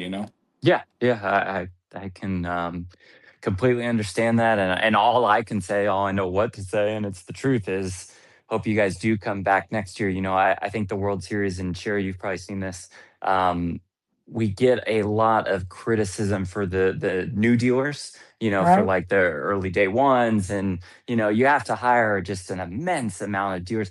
But the right. the the dealers that we have on the restart crew and our top tier dealers, and sorry if I'm misphrasing everything, Pedro, and that's like a separate group, but they are outstanding. Like it's like every time I'm in Paris and I see the dealers there surrounding our events or our high rollers and mixed games championships and main event, they do an outstanding job. So to lose even one would be devastating. I hope everybody can kind of um, come together, and Caesars is made aware of y'all's frustrations and concerns and do whatever they can to retain you guys. Yeah, definitely. You know how much love I put into this. Yeah, yeah. This is a job, more than a job to me. I play also, so I take this very serious, and I just deal how I would want to be dealt to when I'm playing. So I always take it very serious, and I love what I do, and you know, um, just appreciative of the WSOP. Yeah, yeah, great. And we appreciate you, and I very much respect that perspective, which I think is shared amongst the dealers that are on Pedro's tier. Well, and we just have to remember it's about the process. The process Hmm. is is broken. Obviously, when you have dealers that are top tier dealers feeling slighted, something's wrong with the Of process. course. So, thank you, Pedro, for your comments, buddy. I'm going to let Barry sneak in here. Go ahead, Barry. Yeah, two quick things. I played the 1500 horse, the 1500 big O, and a nightly no limit, and at the WSOP this year, and all the dealers were good to very good, Great. as opposed to last year where I had strings of 5 table pushes where the dealers didn't know what country they were in, they Yeah. didn't know what game they were dealing, they couldn't obviously they they just, especially I'm playing all mixed games, they couldn't chop pots, they couldn't read the board, they had no idea where they were. So Pedro hit the nail on the head without even knowing it. I just wanted to focus on it for 1 second. As the dealers get more seasoned and better, and they stay on to stay on the circuit and they do the traveling thing, they get moved up to become a floor man, and we lose them as dealers. So now you have the best dealers doing the floor, and Hmm. they're no longer in the box, which is fucked up for the playing experience. You're not wrong. You're not wrong. Go ahead, Joey. So first, I want to thank Pedro for coming up. To have a dealer of his caliber, who's dealt all of the amazing live streams that we've seen, to add credibility to what a lot of dealers are saying is phenomenal. But also, I just want to say that a lot of us showed up on day 4 at the very beginning, before cards were in the air, with our phones ready to record, because that's when they usually announce the dealer of the year. And I feel for Andrea, because she is an amazing dealer that deserved the recognition, and she didn't get it this year. And it Oh, just she'll didn't make sense. Joey. Sorry to cut you, Yeah. but she'll get plenty of recognition in August.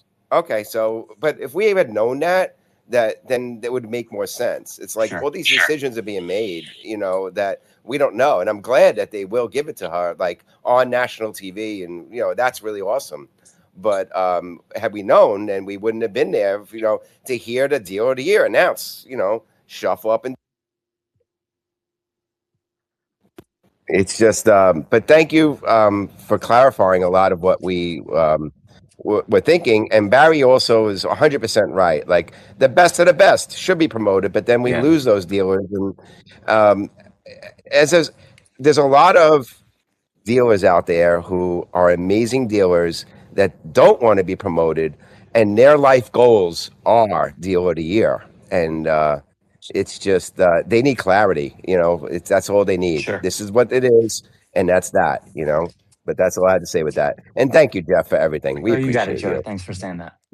Thanks, Joey, for your comments. I'm going to ask Pedro one more time if there's anything else you'd like to bring up or talk about, Pedro. No, not really. Just that, yeah, like I said, I don't want to take anything away from Andrea. I don't want people to misconstrue this as I'm hating or Sure. whatnot. I just wanted it to be a fair system and stuff like that. But again, congratulations to her. She's a great dealer. She obviously, like I said, she got to where she is because for a reason. So congratulations to her. I don't want to get anything misconstrued. You're a class act, Pedro. Appreciate that. Well said. And of course, congratulations to her. And, hopefully this will be figured out for next year just because now it's, you know, taking away from her award, right? And I hate Right. that. Go ahead, ASG. Okay, yeah. Had a few things. Before I bring up anything new, I'll go back to the old Oh, things. we haven't finished the list. Go ahead, ASG. Well, exactly. So let me go back to some of the stuff we've already covered. One with the shot clocks. I don't think Brian's suggestion will work because the delays are normally at the pay jump, so it's not about people who are chronically taking long. It's Yeah, about people sure. who are, like when those pay jumps are Right. happening, long trying to get the other people to have the pay jumps happen. So yeah, it's like different in how it's operating. Um, so yeah, just wanted to bring that up, and then to when Sherry brought up the bag at the table, I just wanted to get some more questions in regarding that of like, would the person be DQ'd because he left his bag at the other table, or could he just go and get his bag and walk it over? Like, yeah, what's the process with that, if you know? Yeah. I honestly don't know. Yeah, sorry. I have no idea on the actual tournament rules like that. I just don't know. Okay. Yeah, and we're kind of also just kind of curious in that total situation. It sounds like you don't know about it, but like how it resolved because yeah, he didn't. I asked him, what happened. He's like, actually, had no idea. Wanted was curious myself, Well, but it definitely did get resolved because again, it would have just been some huge deal if just a bag was just laying there for, 30 minutes, 40 minutes, an hour. We would have heard about, everybody would have tweeted about it, all that stuff. There would have been the I guess usual my firestorm. guess when I even first read it was that the guy would, knew that he wasn't allowed to go to the bathroom with the bag and just like rushed to the Yeah, yeah, I'm sure it bathroom was and then something probably. like that. And there's no way the dealer didn't call the TD over and they figured it out. I just Right, won't believe right, that. right. There's I'm no with way you. I would believe that, right? Go ahead, I'm Brandon. with you. Hey Jeff, Hey, how's it man. going, man? Good man. I just one comment and one question. Jeff, will you be at the gate personally opening the gate in the parking garage next year? No, we will have a vastly improved parking system next Yeah. year. It will not require my presence at all. With that said, they did fix the general lot gates really well, and I thought it was much better towards the end of the series than it was the beginning. But great question. I love it. That was just a joke, I man. know, I know. But so, somebody in the comments asked if you know what will the main event stage look like and where will it be set up if you know. Yeah, it'll be set up in Horseshoe in the event center, which is where we have been in previous years for our set, for our stage. It will look very similar to this new arena. They're taking a piece of this arena, moving it into Horseshoe, and then the viewing experience will be set up to where it's like almost like a theater of sorts. So, we'll have seating for the audience and for the rails and we might have some like special seating for certain companies. Like it'll be a really cool setup. Did you see I tagged you in a tweet that the chip leader is asking for more tickets for his Oh, he rail? was already? Yeah. Unbelievable. I tagged These you in a kids tweet.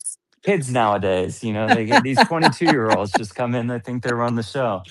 You I know think it's they get a decent amount. And then Sherry, as you know, like after day one, when we get from 9 players to let's say 6 or right, 5, then those rail tickets, quote unquote, open up. And so those can be right. distributed among the players. So he's gonna be totally fine as far as his rail is concerned. I know. I play with this kid in Spokane. It's so Oh wow. funny. It's crazy. Like when I was like, wait, I know this kid. And then, I looked him up. I was like, yeah, because I played with him in Spokane, Wow. which is So so cool. are Are you getting a ticket, Sherry? No, I'm not coming back. I am home. I am home for, let's see, this is what, the 16th of July. I left for Vegas on the 22nd of June, and I came home yesterday, and I have been home, I think, 2 or 3 days in total from June the 22nd. So, no, I'm not going anywhere. I feel you, Sherry. Jeff, I appreciate the answer. Thank You you. got it, Brandon. Thanks, man. Yeah, no, Sherry's staying home. My happy Nice. ass is at home. Nice. Grandbaby. And I am bragging. I am bragging that I am at home. But I have a house I got to clear out because we're moving across the country, and I got to get this house emptied at some point in order to do that. Okay, let's talk about the Hall of Fame, everybody's favorite Sure. subject. And, we saw some changes, and it sounds like from, Phil Hellmuth spilling the beans at four getting inducted this year, it sounds like maybe those changes are going to work, which is, we can't be mad at that. But I know that ASG, did you have a question about Schulman talking about the Hall of Fame voting? Yeah, so I forget which day it was. I want to say it was day one. Yeah, He it or was. It was. Hmm. uh, Schulman said that everybody was getting up, down, yes or no vote instead of four votes.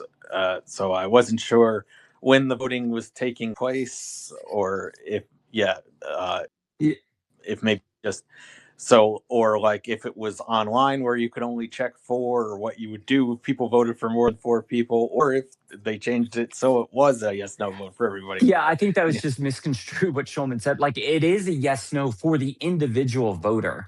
Like those 8 nominees like that Nick Schulman, because he's a member of the Poker Hall of Fame, would be presented with, and it'd be like Isaac Haxton, yes or no, Justin Bonomo, yes or no. But you can only have up to 4 yeses. So for his ballot, it is yes or no, but it's not like a blanket uh yes or no for everybody. It's still the rules that we talked about, the changes in the induction process that we talked about, where for a nominee to be inducted into the Hall of Fame, they have to have 2/3 yes votes. But that individual voter can only vote up to 4 yeses. Does that make sense?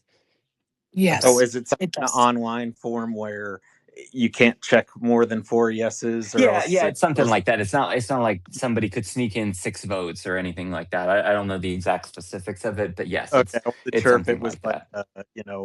the one where somebody can send back six yeses, and then you got to figure out, do I take the first No, four? no, no, no. It'd be nothing like that. Yeah, it's a 4 yes maximum.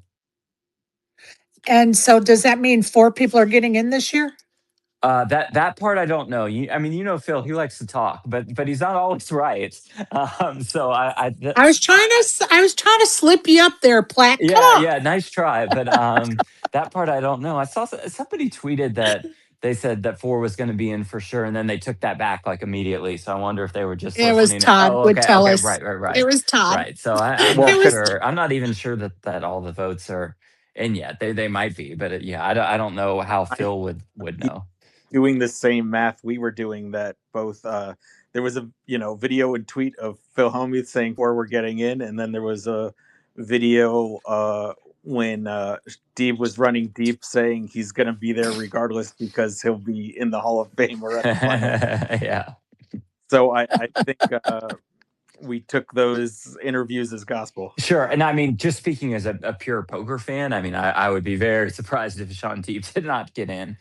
So I'm right. I'm sure he would Of be So there. that was course. also part of the question. So you said they're still tabulating, so they haven't like told the No, people no, out. I'm sorry. I said I'm not sure if they're tabulating, but I Okay. know that they have not. I know for sure that they have not revealed any results to anybody. They have not told one person that they're in the Hall of Fame or not in the Hall of Fame. Well, okay. So then, are they going to tell them before so they'll be there to accept their nomination, or will they just be fine? Or will they find out like That's kind a of good. right? That's a good question. I know that we will announce it live on ESPN at the final table, but I'm not sure on the particulars. Like if they kind of get the hint, hint, wink, wink, hey, maybe you should be in Vegas at this time, or if this is just purely the announcement and then the actual induction ceremony will take place at another time. Okay. All right. Go ahead, ASG. Did you have more? My engineer friend here, ASG I is. think that was all the Hall of Fame questions. All right. What else you got? My list is done. So what do you have? Okay. Trying to you discussed this before, but like, will either before, during, maybe not during the main, and you can speak to after, but will all the final tables in the future, and by future I mean next year, not like future, be on stream? Like, there was this year we missed a lot of like Nick Schulman and like 3 women won bracelets this year, and we saw none of them besides the ladies event. So like, yeah, that's very you never know disappointing. when it's gonna happen. So like, how much of all final tables will be streamed here? Let me say this, ASG. It's a great question. Our streaming coverage will be greatly enhanced next year. You'll have a much more customizable viewer experience as far as what you want to watch. I can't promise you every final table because, as you guys know, like some days we might have like 6 final tables, and the 1K Super Turbo makes its final table at 4 a.m. or there are 5 or 6 going on at the same time. So I can't promise every single one. I can promise a vastly improved streaming experience, viewer experience, and you'll see a lot more bracelet winners crowned on stream. Well, and I'm just going to promise my listening audience that next year, when we do the kickoff show, we are definitely counting on Jeff Platt to, of course, join us that day. But we I'll be are there. definitely going to make sure we know the proper steps of how we get the coverage and what, streaming package you need, how you get it, all those details so we can disseminate that in the whole month of June. So when it goes to to ESPN, everybody is set up. All they got to do We'll is be turn ready. their electronics on. So I make that promise to everybody. We'll be ready to go. Yes, sir. Go ahead, ASG. Okay, well, it's related to that because we've been talking about that a lot this week of like, there was the international, it's on WSOP YouTube, and then for free somehow French Winamax you're able to get it, and then there's ESPN Plus, which kind of so like, is this going to be the same kind of setup next year? Because it's been confusing for a lot of people of like, how do I get it, where do I get it, I mean, I'm not quite sure on the specifics of the ESPN deal. I mean, I know it'll be on ESPN platforms, but I don't know if that means, ESPN Plus, and then same as this year, ESPN2 and ESPN for the live final table. So I'm not quite sure. And then I just assume that countries that don't have a distribution deal or an ESPN affiliate will be available on YouTube like they have been. And then the French deal that you mentioned with Winamax, I always joke with our COO, Gregory Chichon, that I don't understand anything the French people say anyway, so I don't understand the particulars of that of that deal either, and how long that is lasting. Well, and I will tell you that folks did bring it to our attention here in Spaces the other day.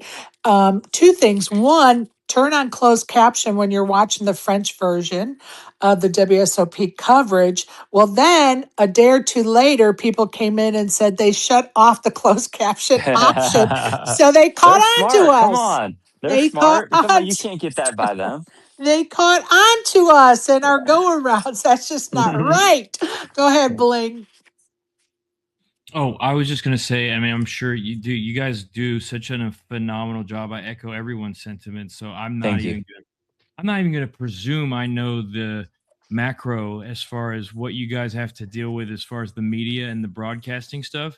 But I would say, just as an anecdote, that YouTube, as far as leverage and monetization and everything, can be very powerful, and it also disseminates that to all of us, the end user, you could also keep some of that stuff with ESPN. I don't know how it all works, if ESPN is okay with it, but like in reality, getting the viewer to be able to see all those things that Sherry mentioned, and then also having some of it behind the paywall makes a lot of sense.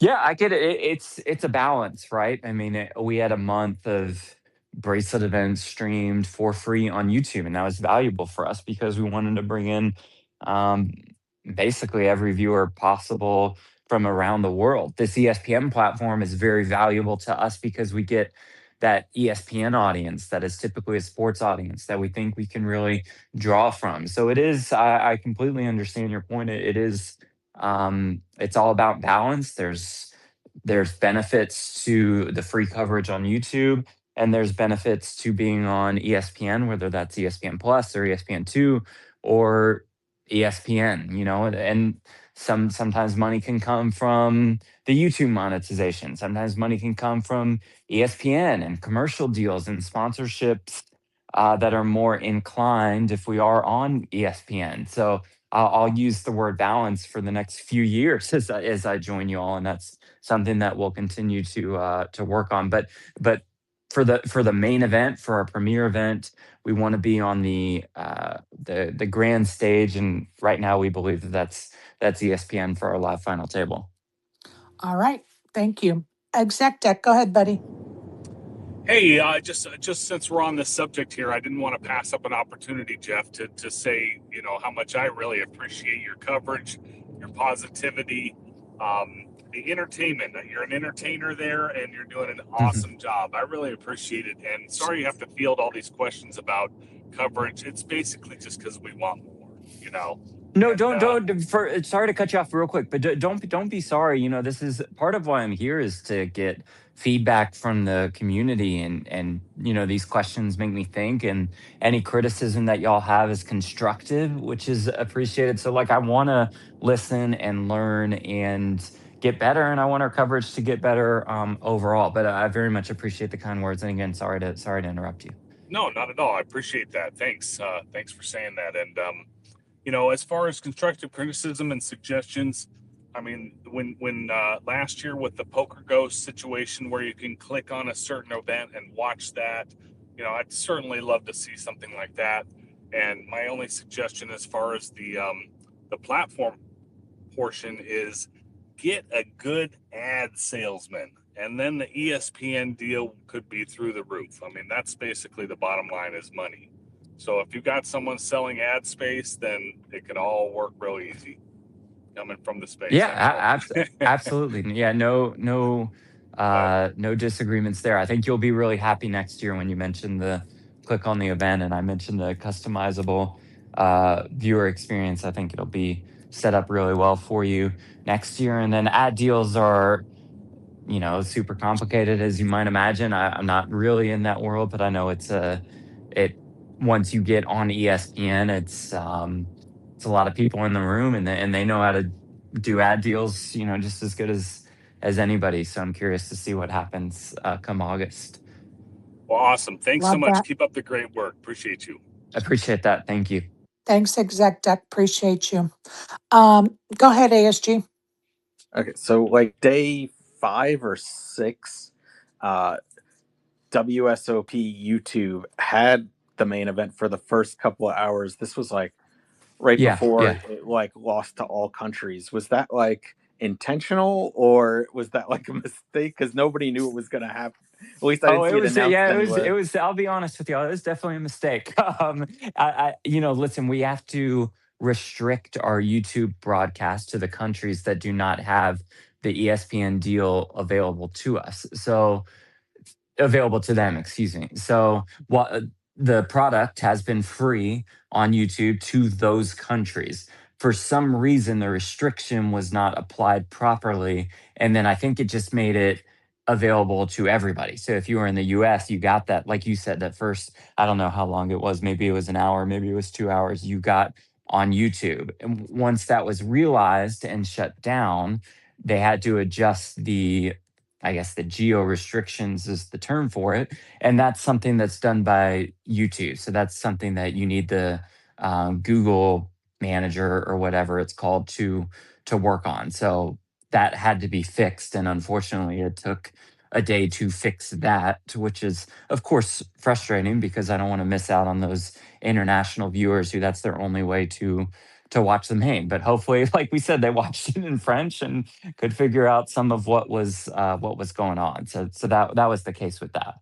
Okay, and then I have a meeting in 5 minutes, so I just want to make sure I cover the 10K 6 max at the final two tables. There was another stalling issue where the players took it amongst themselves.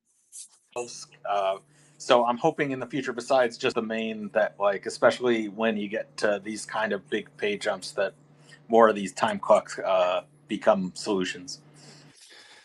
Yeah, I hope so, and I think that moving forward, the 10K event should have clocks, and so should the 5Ks probably. In the no limit fields, like the 5K 8 max, the 5K 6 max, and then there's a 5K at the beginning of the summer. So I would like to see more shot clocks enacted. So I'm with you there. And he's also sighing a relief because ASG has a meeting in 5 minutes. No, all good, all good. Okay, people, I'm going to come around the horn so you guys can get your last questions and comments in for Jeff, because he has been more gracious with his time than probably he needs to be. But we love that All he good. is here with us. And so I'm going to go around the horn for you guys to have your last questions and comments with Jeff. Okay. So, Joey, I'm going to start with you, buddy.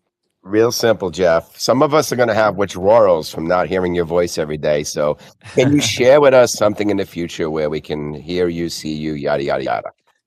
Yeah, I mean, I appreciate that, Joey, that you lobbed this up for me, and I will keep pressing on it that our World Series of Poker main event final table is not just back on ESPN, but live on ESPN. So we're on ESPN2 on August 3rd. We're on ESPN on August 4th and 5th. It's going to look great. The atmosphere is going to be electric. The way that they are going to set up that room and the rails are going to be super engaged, and it's just something that we're super high on, that we can't wait for. And then as far as actual poker playing, if you guys want to come to a World Series of Poker Super Circuit stop, that's in Montreal at Playground in September. I know that room is exceptionally well run. It's a terrific player experience. And then, of course, we build towards World Series of Poker Paradise in the Bahamas, and we cap off a very exciting Player of the Year race. So I appreciate that, Joey, and letting me have that promotional space. Always, always welcome to promote whatever.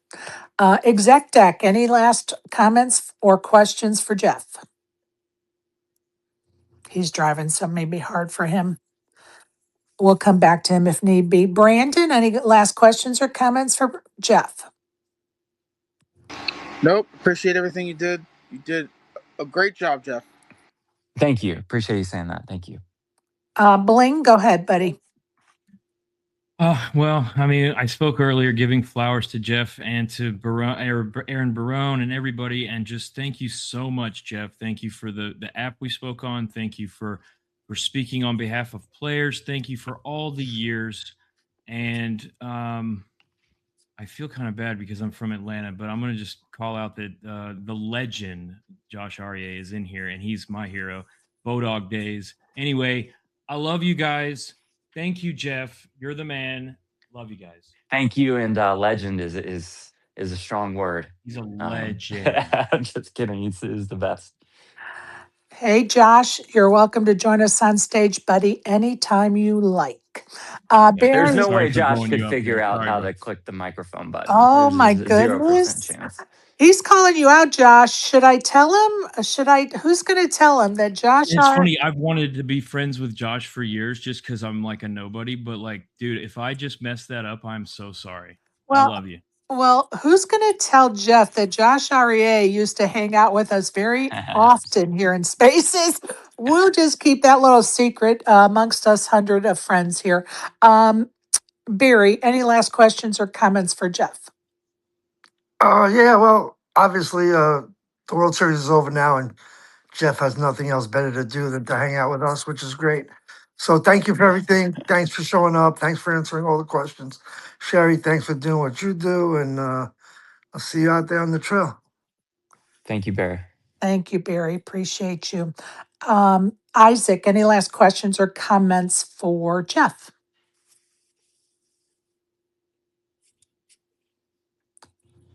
We'll get back to him if we need to. Joey, have I called on you already? Yes, I'm you sorry. have. Thank you. I'm sorry. You bet. You bet. Okay, Software Brian, go ahead, buddy. Yeah, thanks, Jeff. Great year. You guys did a great job, and I'm sure next year's going to be really crazy great. One more thing with the shot clock. If you're going to do it for $5,000 events and $10,000 events, you can't throw the guys that play the 1Ks and the 500s and whatever into the main event and then expect them to just do it. So although I don't like it in general, we need some events to play that we can try that with. So that's all I would say. The Yeah, valid point. that's a very fair point. Those are very big fields that um, it would be a little more difficult to pull off, but perhaps when they get down Yeah, at deeper in the certain tournament, points we or can whatever. incorporate a shot clock Yeah, for sure. sure. Okay, Jeff, you're more than welcome to stay visiting with us, but we're going to let you off the hook as far as the questions Okay, are concerned, buddy. I appreciate your willingness to always come in and answer our questions and give Sorry, us I got one more. information. Uh-oh. I sure. purposely left you off because I thought you were in the meeting. Go ahead, ASG. Yeah. Real quick, there was a rumor. Just wanted to see if you knew anything about it. That some people got eliminated from the $500 event for going all in blind. I was wondering if you heard about this. Like, did it happen? I don't. I mean, I did not hear anything about it. Okay. You're allowed to do whatever you want. I mean, unless there's some kind of collusion Well, element that's the that accompanies that. question. Is that it could be treated as a collusion element if they agreed to ahead of time go all in Yeah, blind. sure. Yeah, I don't know. That would be more under the Caesars realm since they run the tournament Okay. in this Thanks. case. All right, ASG, go to your meeting, would you please? As I was saying, Jeff, I appreciate your willingness to always come in and field the questions. Also, share important information to make everybody's experience better at the WSOP. Um, we thank you for what you do, buddy. The Oh, WSOP thank you. would not be the same without you. So I thank you. appreciate you saying that. It's an honor to represent the brand, and I genuinely do thank you guys for not just being here today, but for watching our coverage, for providing us with support and feedback. We love what we do, but we don't have all of it without you guys. So again, um, your viewership and is very appreciated. So thanks again for the time, everybody. Thank you, Jeff.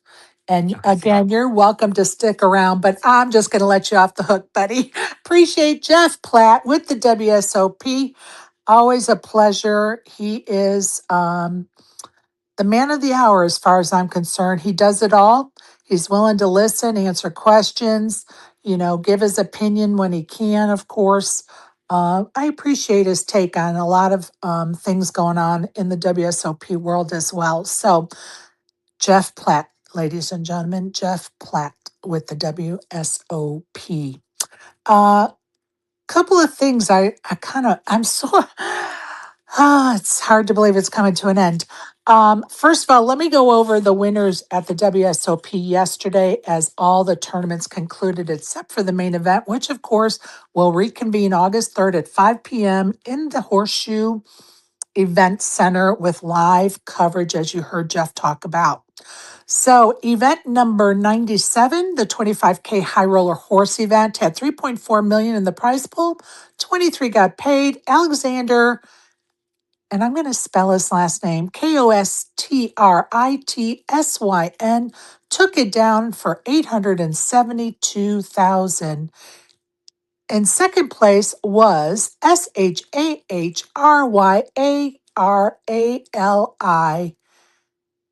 last name Eslami,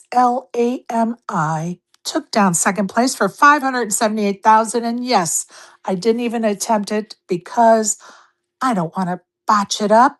They're winners. In third place of that event was Kahara for 394,000. Event number 99, 5K 8-handed tournament, had 4 million in the prize pool. 133 got paid. Darren Rabin Now, I think it's Rabinowitz. That is correct. Thank you. Took home the first place prize bracelet and 695,000. Phil Hellmuth came in second place with 464K. And congrats to Nikki P, third place for 326,000. Wouldn't that have been a fun live feed of that final three? Yeah. Okay. Event number 99, $800 deep stack, 1.4 million in the prize pool, 306 got paid. Nishant Sharman took it down and 196,000 stuffed in his pockets. Chong Tang Lin took second place for 131,000. Last but not least, the last tournament of the event number 100, the 1K Super Turbo Tournament, 1.4 million in the prize pool, 255 got paid. Shi Wong took it home for 216K. Right Uda Nakai took second place for 144,000. So congrats to all those winners and the conclusion of the World Series of Poker 2026 Summer Camp. Wow, what a summer it has been. Just a side note, yesterday I announced that Mike Youngblood, a friend of Spaces here, was hosting in the booth at the lodge their 1-2 no limit game yesterday. I tuned in for a while. I hope you guys did too. Mike was doing a great job in the booth, as everyone expects. I was a little disappointed and had to shut the coverage off after about a half an hour, 45 minutes, when I realized one of the players was wearing a Make Iran Great Again hat. And I'm sorry, but that's not why I tune into poker. So I did have to change the channel. Sorry, Mike. But hopefully, I think, and we've talked about this before, live feeds have a standard. And that standard should always, in my opinion, should always include no politics and no religion. It just is a better viewing experience for everyone. So hopefully the lodge may rethink. I don't know what their policies are or not. I don't really care. But I had to turn them off. I'm sorry to say. It was very disappointing for sure. Okay, I'm going to go around the horn, see if anybody has anything else they want to bring up. And then I have some closing remarks, before which I'm going to remove everybody from the speaker panel because when I'm done with my remarks, I'm just going to shut it down. So, and I'm going to tell you,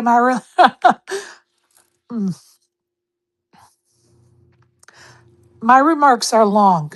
I think it's 3 or 4 pages long. So you'll have to forgive me, but there was a lot to cover in the 53 days. So anyway, I'm going to go around the horn and see if anybody else has anything they'd like to bring up or make comments about, and then we'll get on to my final comments of the summer.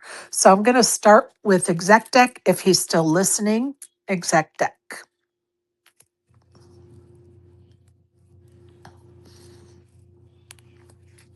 Can anybody hear Exec Deck? Nope. Nope.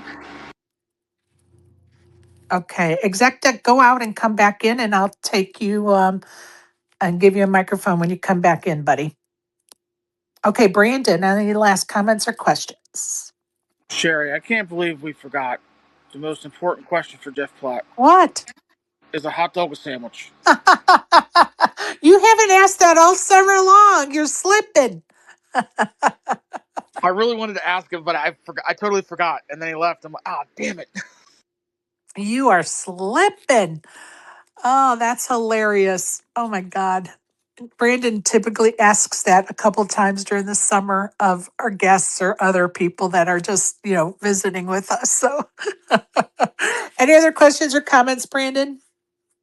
No, that's it, Sherry. You did a great job this summer. Really appreciate all your hard work, all your research. I know you do a shit ton of research, and I really appreciate it because I learned so much from these spaces. Well, thank you, Brandon, for your kind words. I appreciate you tuning in and your input, even if it is about a hot dog sandwich. We love it. Love it. I'm going to remove you from speakers, so don't be offended, bud. Appreciate you. Thank you.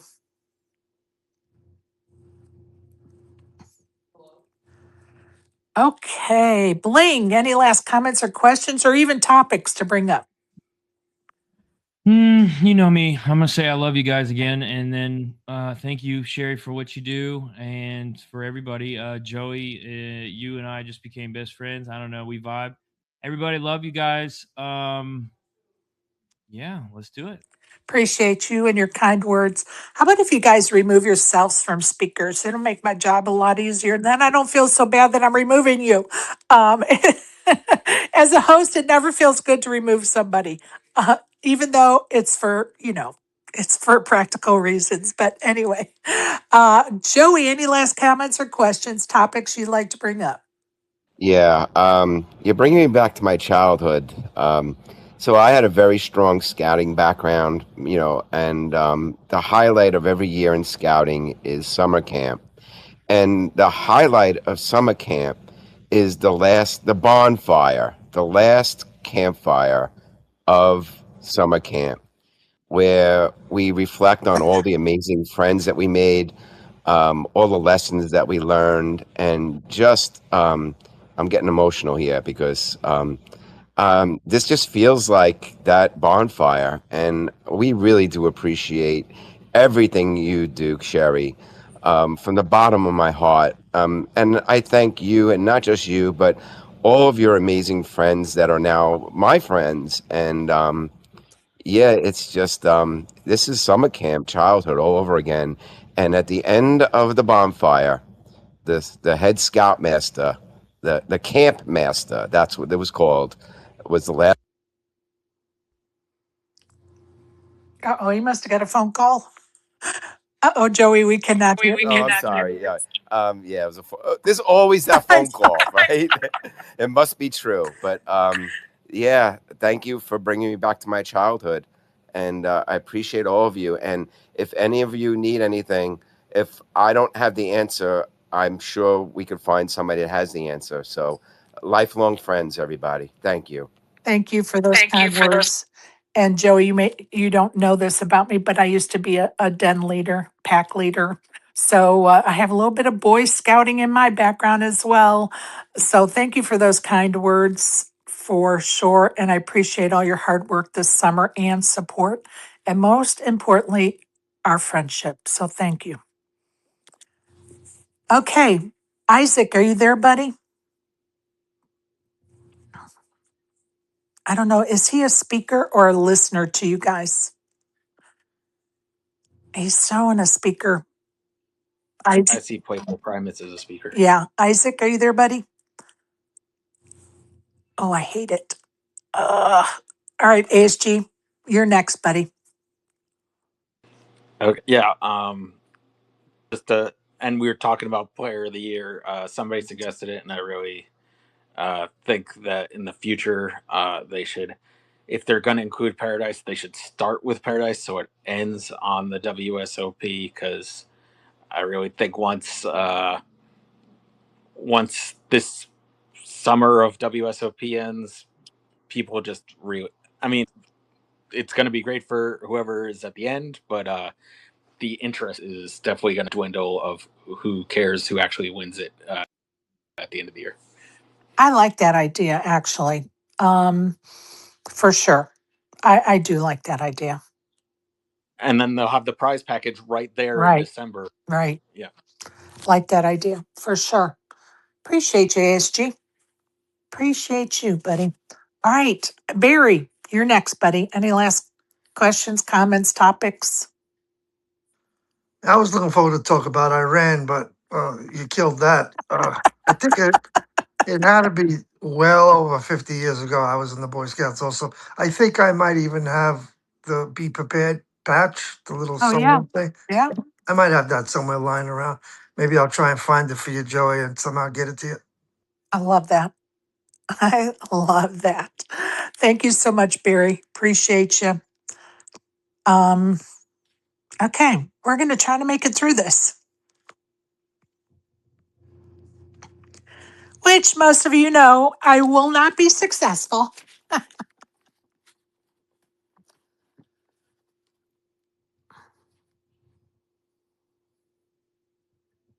What the hell happened at Summer Camp 2026, you ask? Let's look in the rearview mirror, shall we? We started the summer with the great news that Jeff Platt and TJ Reed would be joining the WSOP staff, with their sights set on improvements. That great news turned into our sour grapes when Patchgate went into full tape police mode, putting players in the middle of a sticky corporate battle. Then we got stuck in parking gate, literally a parking gate that would not go up, and somehow that became Platt's problem, a problem he embraced. Let's see if it gets fixed by year 5 of the Horseshoe/Paris hosting of the WSOP. We saw Perry Green, chip leader of the '08 tournament.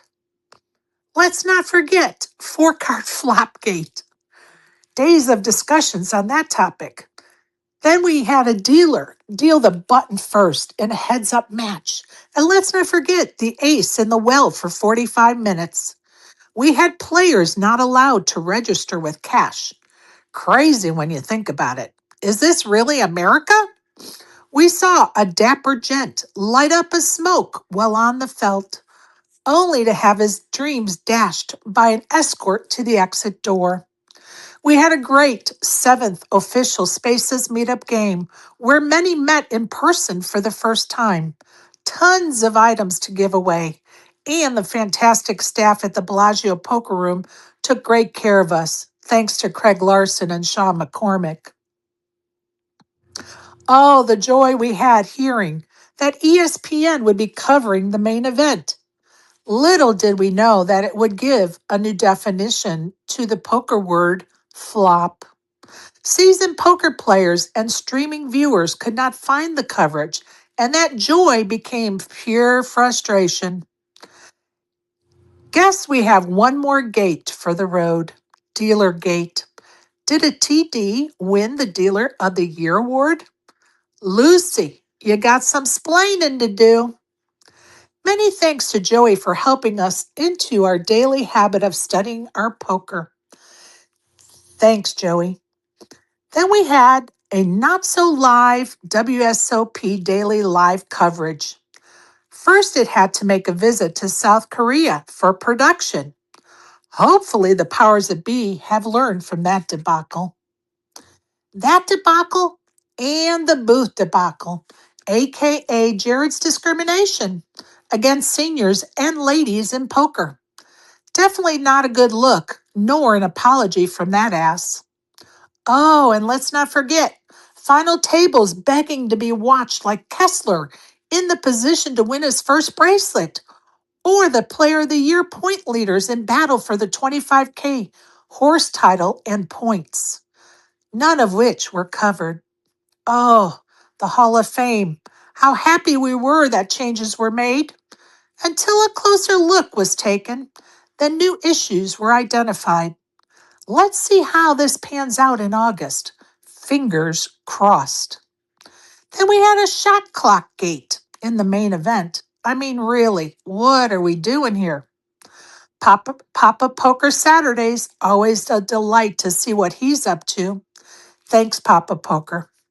Remember the joy we felt when it was announced that food would be delivered to us at the poker tables via Caesar Eats, and how great it was to hear that there would be a WSOP anchored store at the Paris, 12 months a year.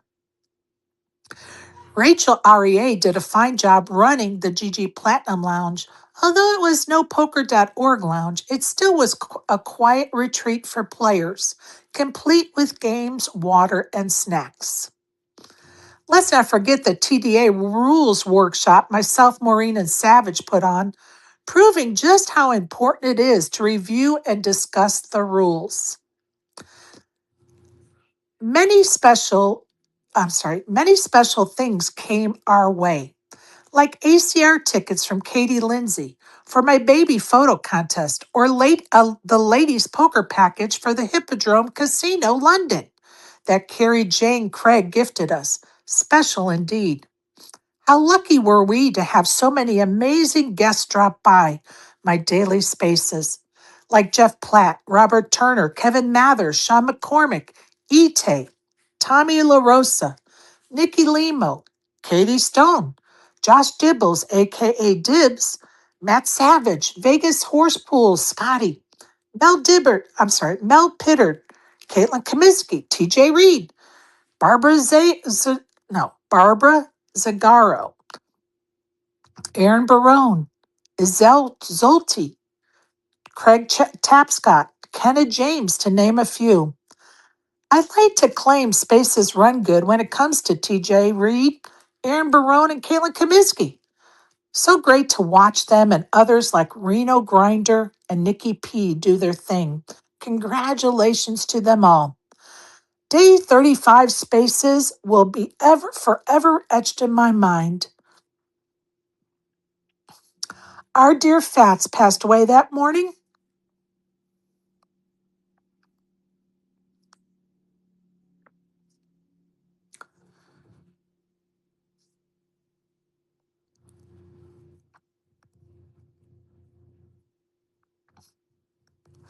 and it was brutal.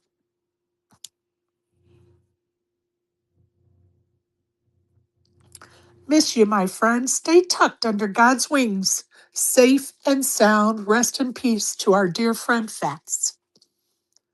Several times over the summer, I mentioned the Quilt for Charity was a full circle project for me. The fact that the moon and the stars aligned and my t shirts now turned into a quilt are back in my possession proves that statement once again. Thanks for that thanks for the wink from heaven, Fats. And many thanks to those that donated to help me raise $1,150 to feed the homeless in Las Vegas. My words fall short when it comes to thanking my co hosts this summer. I can't say enough how much I appreciate each and every one of the folks that helped me bring you, the listeners, this daily space. Joey. He doesn't quite get the ins and outs of spaces, but he is trying really hard, and no way I could ask for anything more. I so appreciate his dedication to the 53 days of poker lessons and making my spaces a smarter place to be. Thank you, my friend. Papa Poker, appreciate your willingness to join us even when you weren't up to speed. You hopped right in with both feet and brought us some fun with you. Thank you. Karen Chess, thanks for the continued support and joining us this summer and attending the meetup game. Good luck with your Twitch stream. Barry, the pirate, rightfully named because he steals the show with his one-liners right on cue.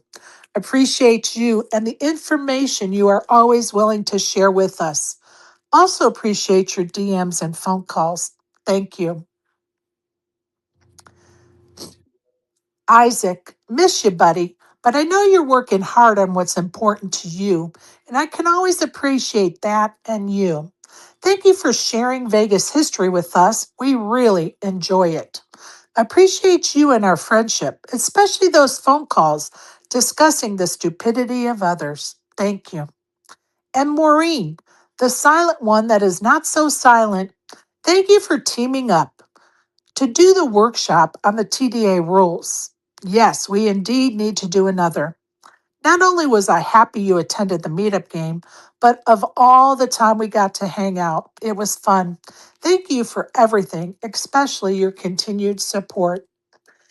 And ASG, I don't think he ever sleeps. Anytime, day or night, I DM, and there he is to respond. I so appreciate him keeping me straight when my brain is too tired to wrap around a topic. Thank you, ASG, for being on the other side of my DMs. And to my listeners, it's because of you I continue.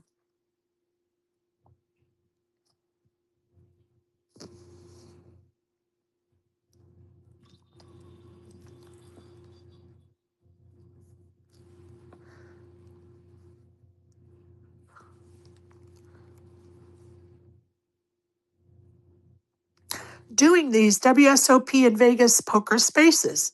So I thank you for tuning in, whether live or in the future. I appreciate you listening, your DMs of encouragement, and your support and your continued support. Thank you from the bottom of my heart. Before I read this last paragraph, I'm going to let Isaac go ahead. He requested to come up. Is there something you wanted to add, Isaac? Nah, and I don't want to set you off even harder, but I just want to tell you, congrats and thank you. And to everybody else who's helped out through the summer, just really quickly, you said more than needs to be, but, thank you. And thank you, Joey, and everybody else who makes this possible. Hell of a summer, y'all. Thank you, Isaac. Appreciate you, buddy. My daily spaces were filled with questions, answers, laughter, and tears.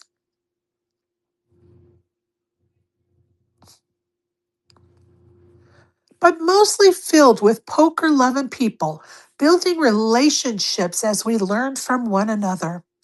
That, my friends, is it in a nutshell. But now it's over. It's done. We did good.